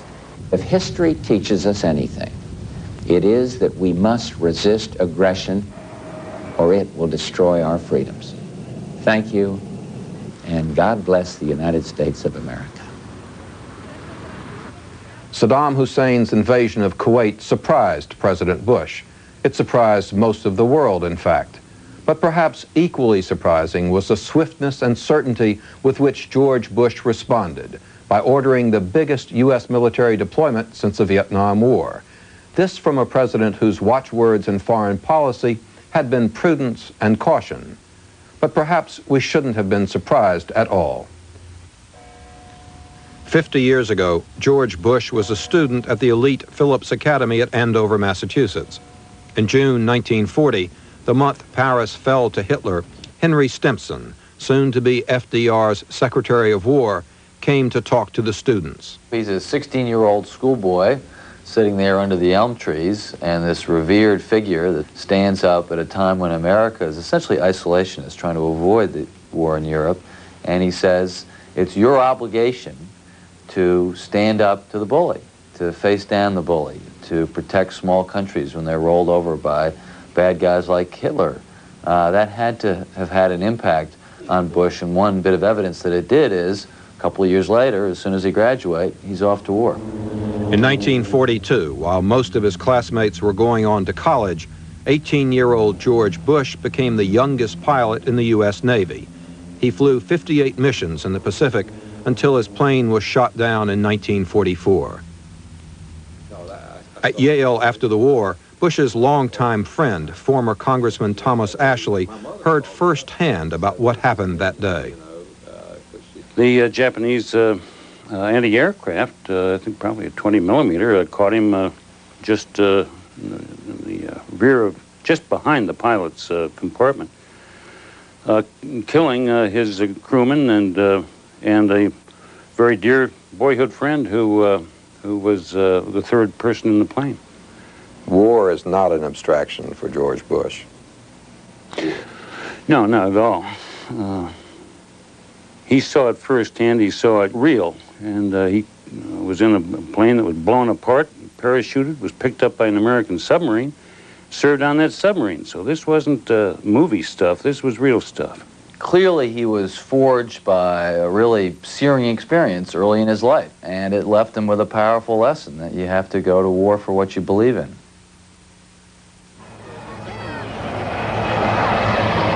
By August 10th, 8 days after the invasion, when the president left for his vacation in Maine, the major elements of his plan to stop Saddam Hussein were already in place. Hussein was diplomatically isolated. Most of the world now supported the economic sanctions, and American troops were flowing to the Gulf. Through most of August, the president stubbornly clung to his vacation plans, refusing, his aides said, to allow the crisis to make him a prisoner in the White House. But despite the display of public confidence, there was deep anxiety in the president's camp. By the time we were in Kennebunkport with Bush in mid to late August, the president, when he put in place the naval blockade, his advisors said to him, what happens if we fire across the bow of the first Iraqi tanker and they fire back? And Bush responded, we go for it. There was tremendous fear in Kennebunkport while there were all these stories that nothing was going on up there and that Bush was running around playing a lot of sports. In fact, the staff was petrified, sitting on the edge of their beds in hotel rooms, watching the intelligence come across of these tankers moving closer and closer to the blockade and thinking that war might be just about to start. The thousands of hostages taken by Saddam Hussein following the American deployment of troops were also causing anxiety at Kennebunkport. The memories of the hostage fiascos of Jimmy Carter and Ronald Reagan were still fresh. We're not helpless, no. But as we've seen with hostage situations, and I don't think this is one, sometimes it's very difficult. I think George Bush made a decision very, very early in the process that he could not be Carterized, that he was not going to stake the entire policy on the hostages. And it would be tragic if those innocent Americans had to die in order to force Saddam Hussein out of Kuwait, but that was simply the cost of doing what was right. Mr. Speaker, the President of the United States. On September 11th, 6 weeks into the crisis, when President Bush came to Capitol Hill, he was able to give a glowing report on his diplomatic success in building a worldwide coalition. How are you? The president had just returned from a quickly called summit with Mikhail Gorbachev. The Soviet leader had firmly endorsed the American policy toward Iraq.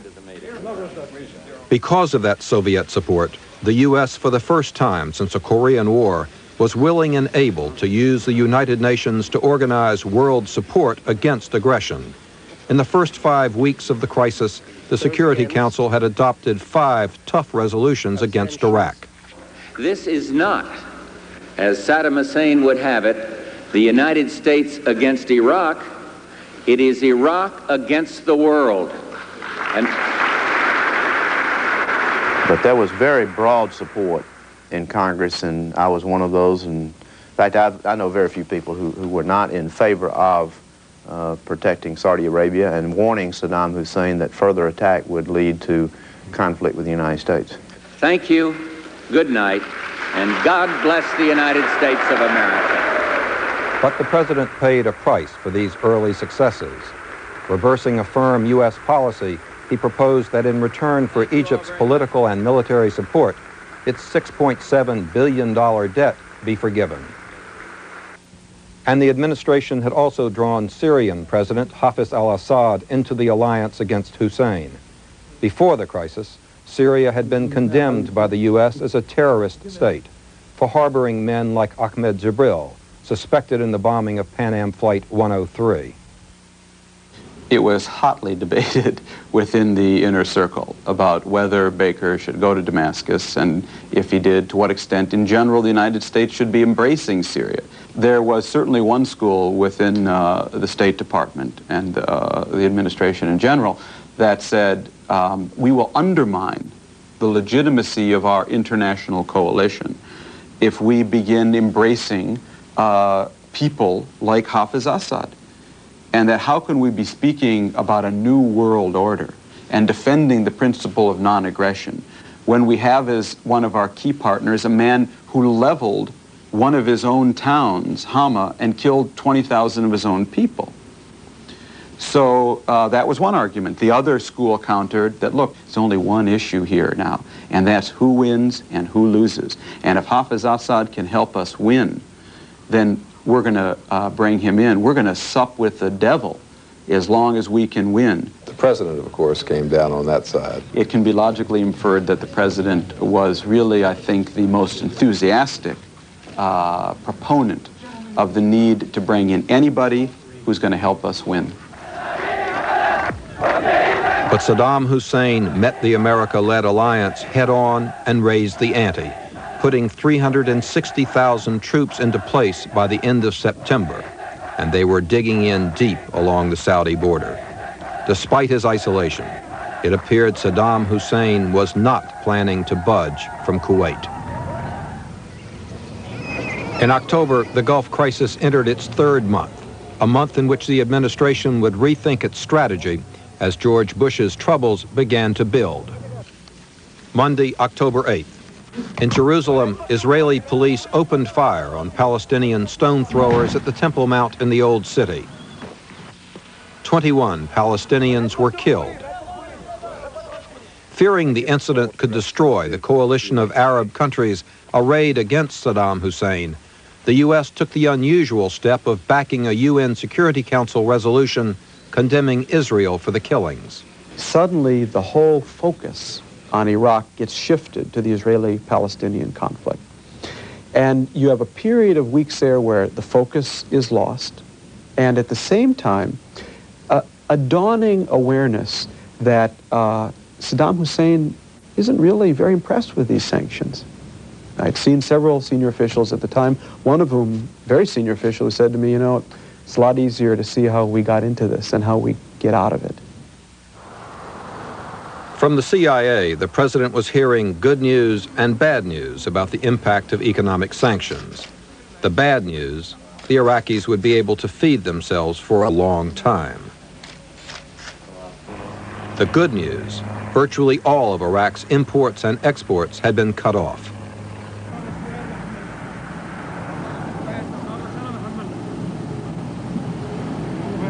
You read the reports.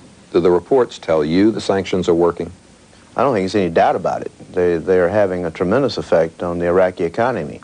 We're worried now about our own country going into recession. We're talking about a diminishing gross national product, somewhere 3 to 6%. That's a serious economic matter. If we get up to a 20% reduction in our gross national product, people would be talking the word depression. The Iraqis, since August, have already had about a 50 to 60% reduction in that gross national product. About half of all the goods and services are gone. The sanctions were actually working much better than the White House ever imagined they would work, in the sense that very little was getting into Kuwait. They had managed to seal the borders fairly effectively. But Saddam Hussein was not responding as they expected he would respond to the sanctions, nor were the Iraqi people. So though they were effective, they'd begun to realize that sanctions alone would not convince Saddam Hussein to leave Kuwait. President Bush continues to take a political beating. Mr. Bush's approval rating has dropped 19 points in the last month. By the middle of October, the ABC Washington Post poll showed that support for the president's policy in the Gulf was dipping to a new low, though still a majority.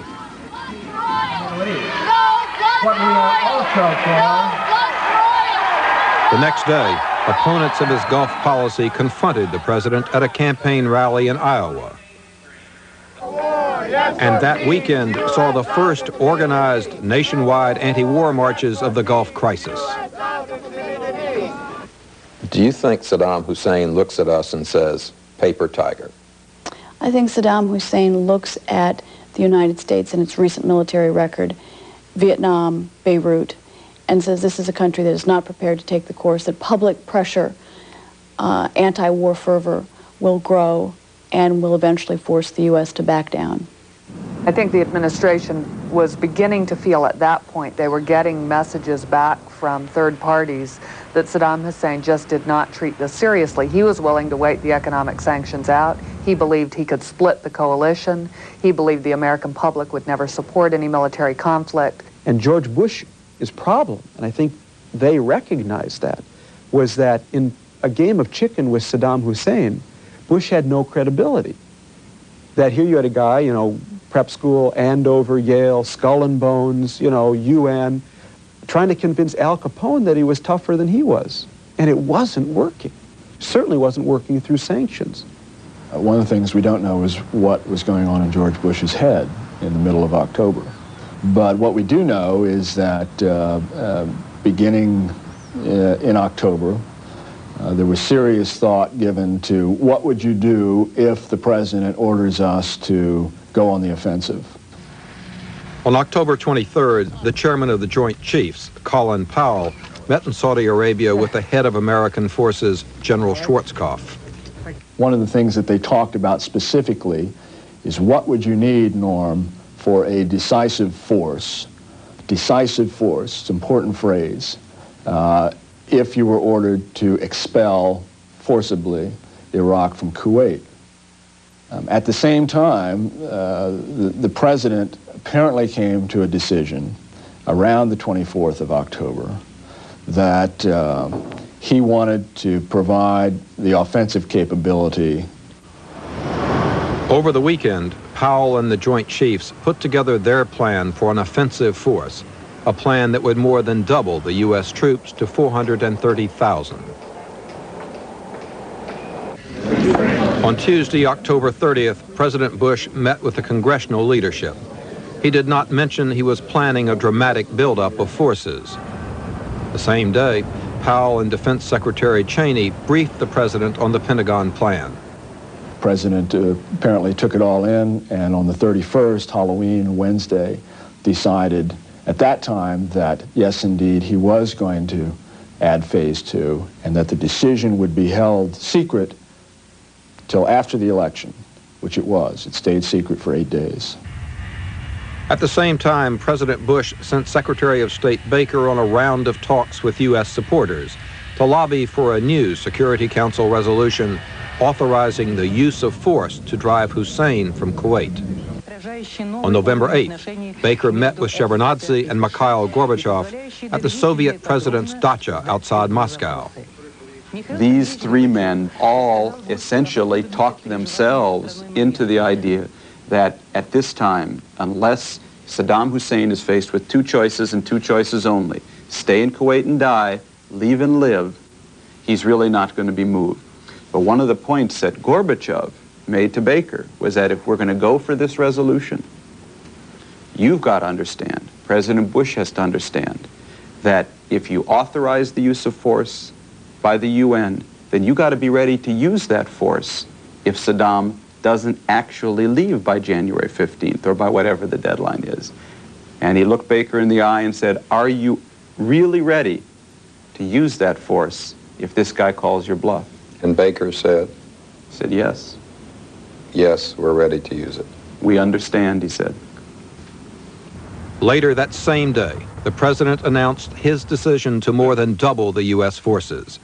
Operation Desert Shield became Operation Desert Sword. I have today directed the Secretary of Defense to increase the size of U.S. forces committed to Desert Shield to ensure that the coalition has an adequate offensive military option should that be necessary to achieve our common goals. Changing Operation Desert Shield to Desert Sword was a momentous decision, but it did not represent a fundamental change in U.S. objectives.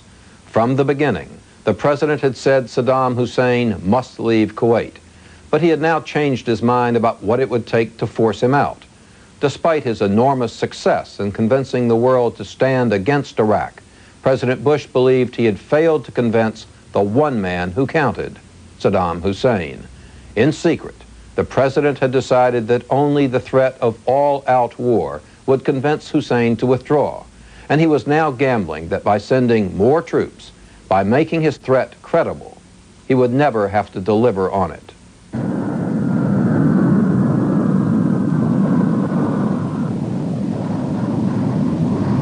I have asked the commanding general, General Westmoreland, what more he needs to meet this mounting aggression. He has told me, and we will meet his needs. If there is one single event which haunts President Bush and the men around him, it is Vietnam.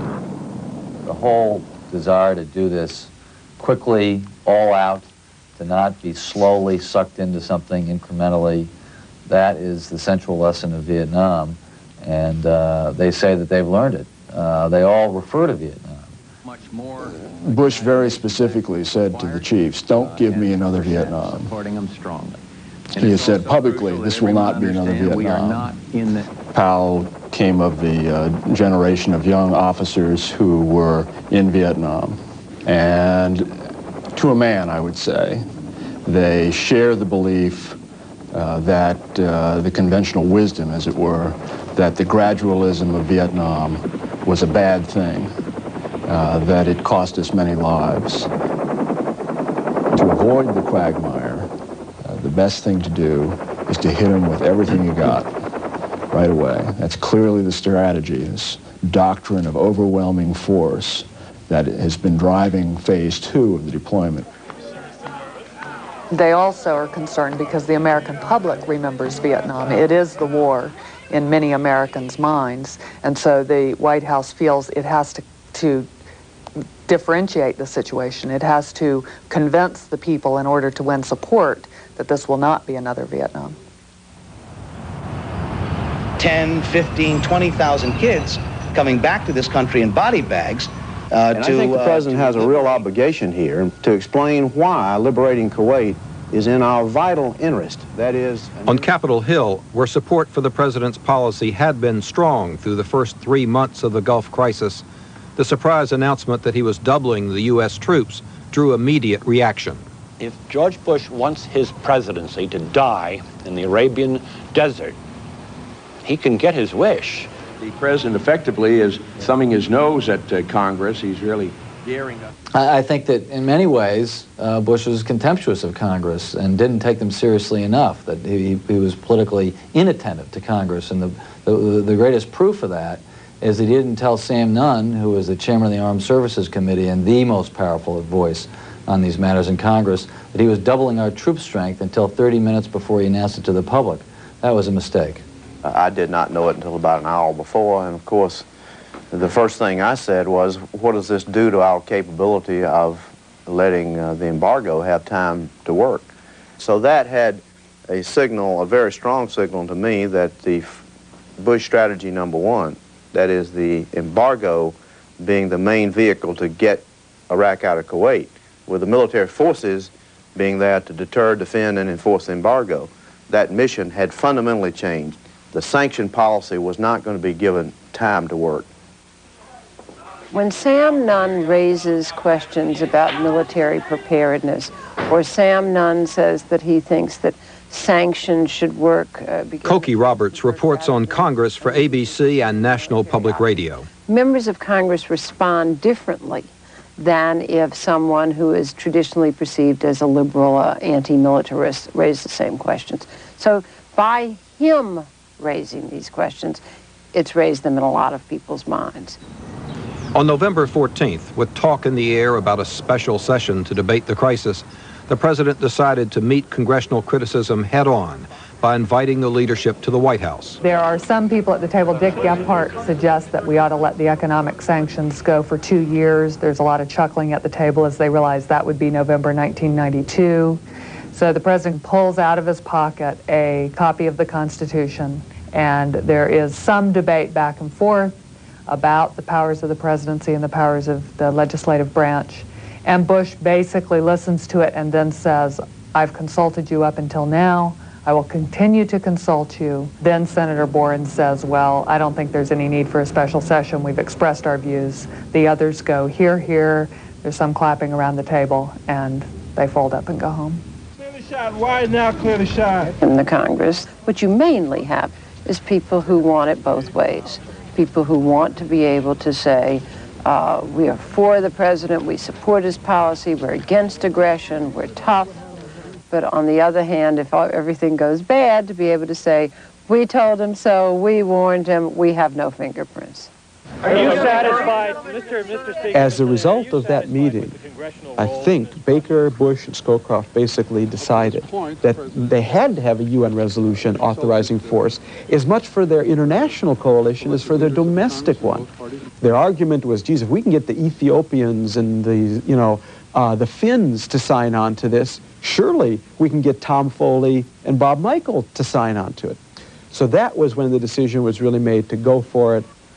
By late November, the administration was making its final moves at the UN, lining up votes for a Security Council resolution authorizing the use of military force against Iraq. War's not neat, it's not tidy, and once you resort to it, it's uncertain, and it's a mess. At the same time, Senator Nunn opened new hearings on the Gulf, featuring a parade of witnesses critical of the president's decision to push the standoff with Iraq to a swift conclusion. There were some surprises, like Colin Powell's predecessor, Admiral William Crowe. It would be a sad commentary if Saddam Hussein, a two-bit tyrant who sits on 17 million people and possesses a gross national product of $40 billion, proved to be more patient than the United States. But on November 29th, with Secretary of State Baker personally doing the last-minute lobbying, the United Nations Security Council authorized the use of force if Iraq did not leave Kuwait by January 15th. Simply put, my friends, it is a choice between right and wrong. Between right and wrong. The administration had what it wanted. There had been a line in the sand, and now there was a firm ultimatum, a deadline in the sand as well.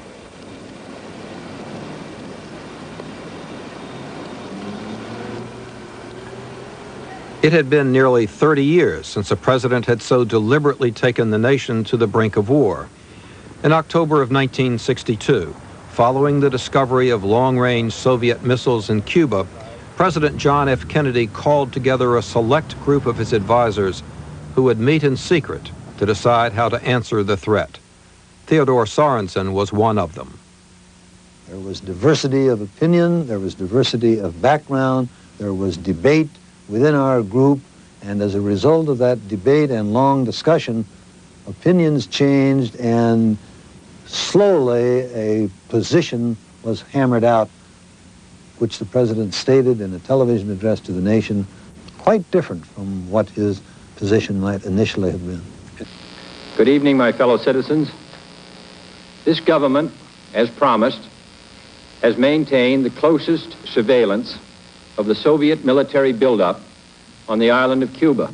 A naval blockade was established, and the U.S. delivered an implied ultimatum to the Soviets, threatening force if the missiles remained.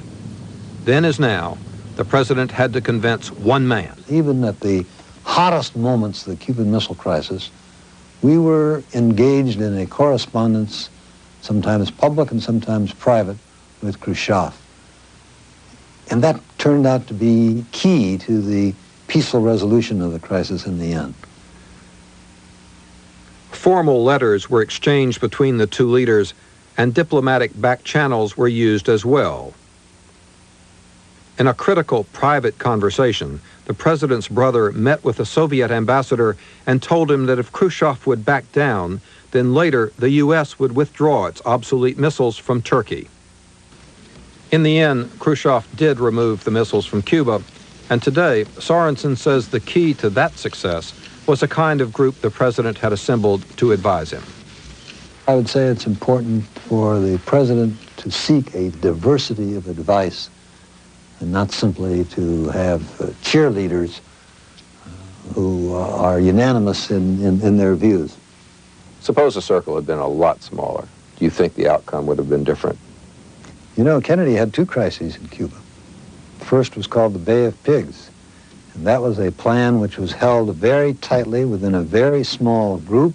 It was not subjected to any serious debate or diversity of opinion, and Kennedy got a black eye, and the country got a black eye because it turned out to be a fiasco.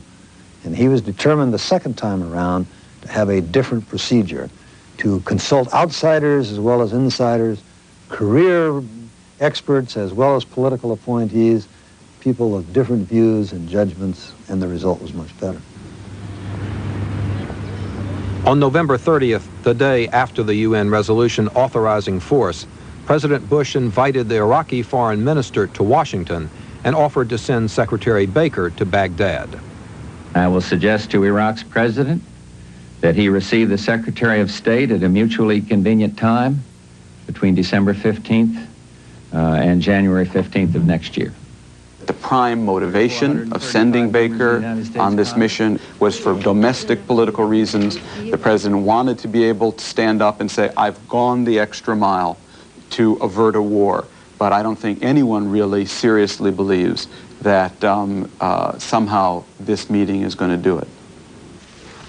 The Iraqis immediately accepted Bush's offer, subject to an agreement on the dates. And a few days later, Hussein announced he was releasing all foreign hostages immediately. On the day the hostages were released, there was a real sense among some of his top staff that that was a signal that Saddam knew that George Bush was serious. And within 24, 36 hours, they began to think, well, letting the hostages go was a pretty smart public relations move on Saddam Hussein's part, and backed off some of that joy. Despite the hopes raised by the hostage release, Iraq and the U.S. were at odds over a date for Baker's visit. Hussein insisted on January 12th. The White House said that was too close to the deadline. And it simply is not credible that he cannot, over a 2-week period, make a couple of hours available for the Secretary of State on an issue of this importance. Unless, of course, he is seeking to circumvent the United Nations deadline. Mid to late December, when Saddam refused to meet with Jim Baker, refused to agree to a date over that 15-day period the White House offered, it suddenly dawned on George Bush and his top advisors that Saddam had not really done anything they expected during this entire crisis. There was no signal that Saddam Hussein was going to get out of Kuwait. They have suddenly become very discouraged. By Christmas, President Bush had achieved enormous success in convincing most of the world that resolving the Gulf crisis would define a new world order. But now in the endgame, what mattered most was his ability to convince Saddam Hussein, and that would depend in part on how well he understood his adversary. George Bush trusts very few people. He's comfortable with people he knows, he relies upon. I do think he's been listening to other heads of state, but I don't think he has reached out very much to the expert community. One expert the president did speak with is Fuad Ajami, professor of Middle Eastern Studies at Johns Hopkins University. Ajami believes the president gets most of his sense of Saddam Hussein from talking with Arab leaders, like Egyptian President Hosni Mubarak. Mubarak had gone to Baghdad at the height of the Iran-Iraq war, when the war was going badly for Saddam. And instead of seeing the self-confident Saddam, blustering Saddam, bravado Saddam, he saw a broken man. There is also a kind of a portrait of Saddam being offered to the Americans by the Egyptians that says, look, we know this man. We did business with him. We saw him on the verge of psychological breakdown during the Iran-Iraq war. He's not really the courageous man he says he is. He's a frightened man. In late December, in a Time magazine interview, the president said about Hussein, "My gut says he will get out of there."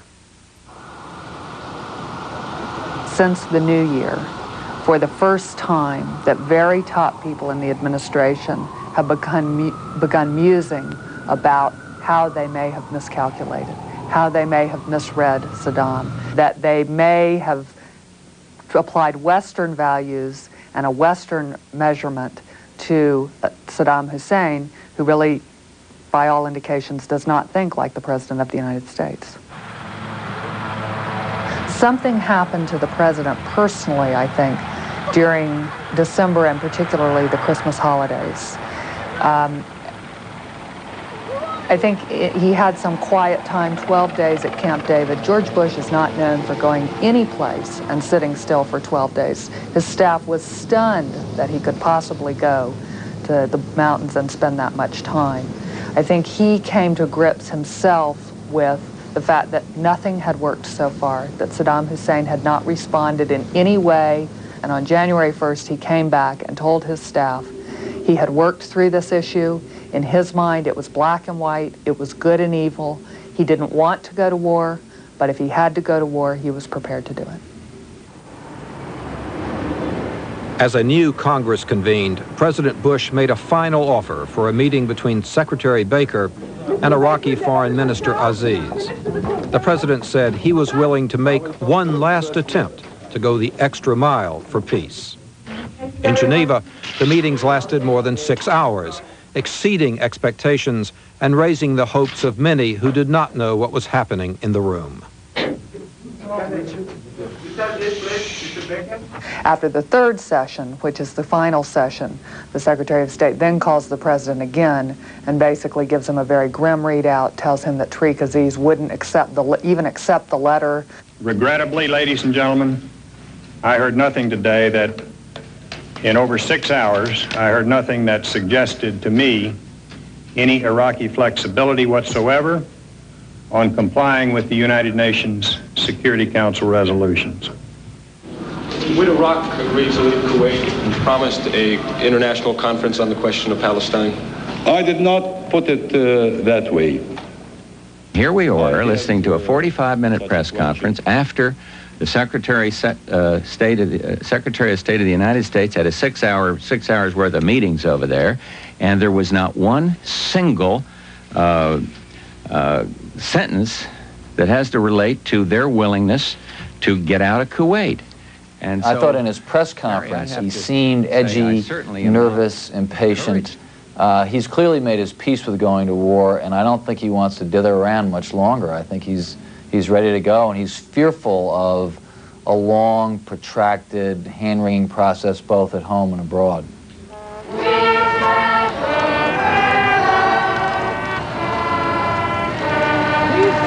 The day after the breakdown of talks in Geneva, the United States Congress began its long-avoided debate on whether or not to authorize the president to use military force against Iraq after January 15th. But this is the truth. I could not accept the loss of life of any of our children in the Persian Gulf right now, and that tells me that in my gut, I do not believe that it's time to go to war. I implore this body to demonstrate to the world, and especially Saddam Hussein, that we are behind our president and the United States nations. Why is it now is Congress putting its fingerprints on this?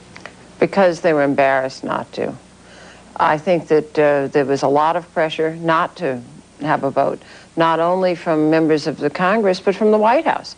But finally, the voice is raised saying, if you want to have a congressional prerogative that says we have the power to declare war, and you keep silent with a deadline in front of you, don't ever bring it up again. I see no compelling reason to rush to military action. Of course, there are no guarantees on economic sanctions. There are also no guarantees on war. Where are the guarantees on war? It is unthinkable that our government would now lose its will. Having urged the world to approve combined action, it is not an option for the Congress of the United States to disapprove what we for months have asked others to support. And the truly haunting question, which no one will ever be able to answer, will be, did they die unnecessarily? For if we go to war now, no one will ever know if sanctions would have worked if given a full and fair chance.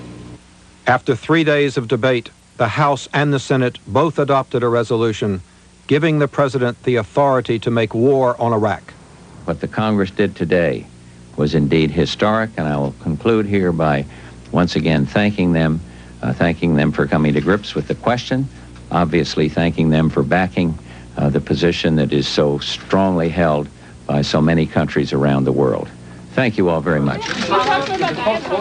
And so, at the end of the game, the leader of the last superpower seemed to be holding all the cards. He had convinced the world, a majority of the American people, and finally the Congress of the rightness of his course. From what we know tonight, it has been a course charted almost entirely by the instincts of George Bush, who drew his own lessons from World War II about the price of appeasement and from Vietnam about the cost of gradualism. In a decision taken in secret and ratified by a close-knit group of like-minded advisors, the president had calculated that by deploying overwhelming military power, he could force Saddam Hussein to back down without firing a shot. And now, in the last hours before the deadline, the difference between war and peace is riding on whether the President of the United States was right or wrong. For Frontline, I'm Harding Carter.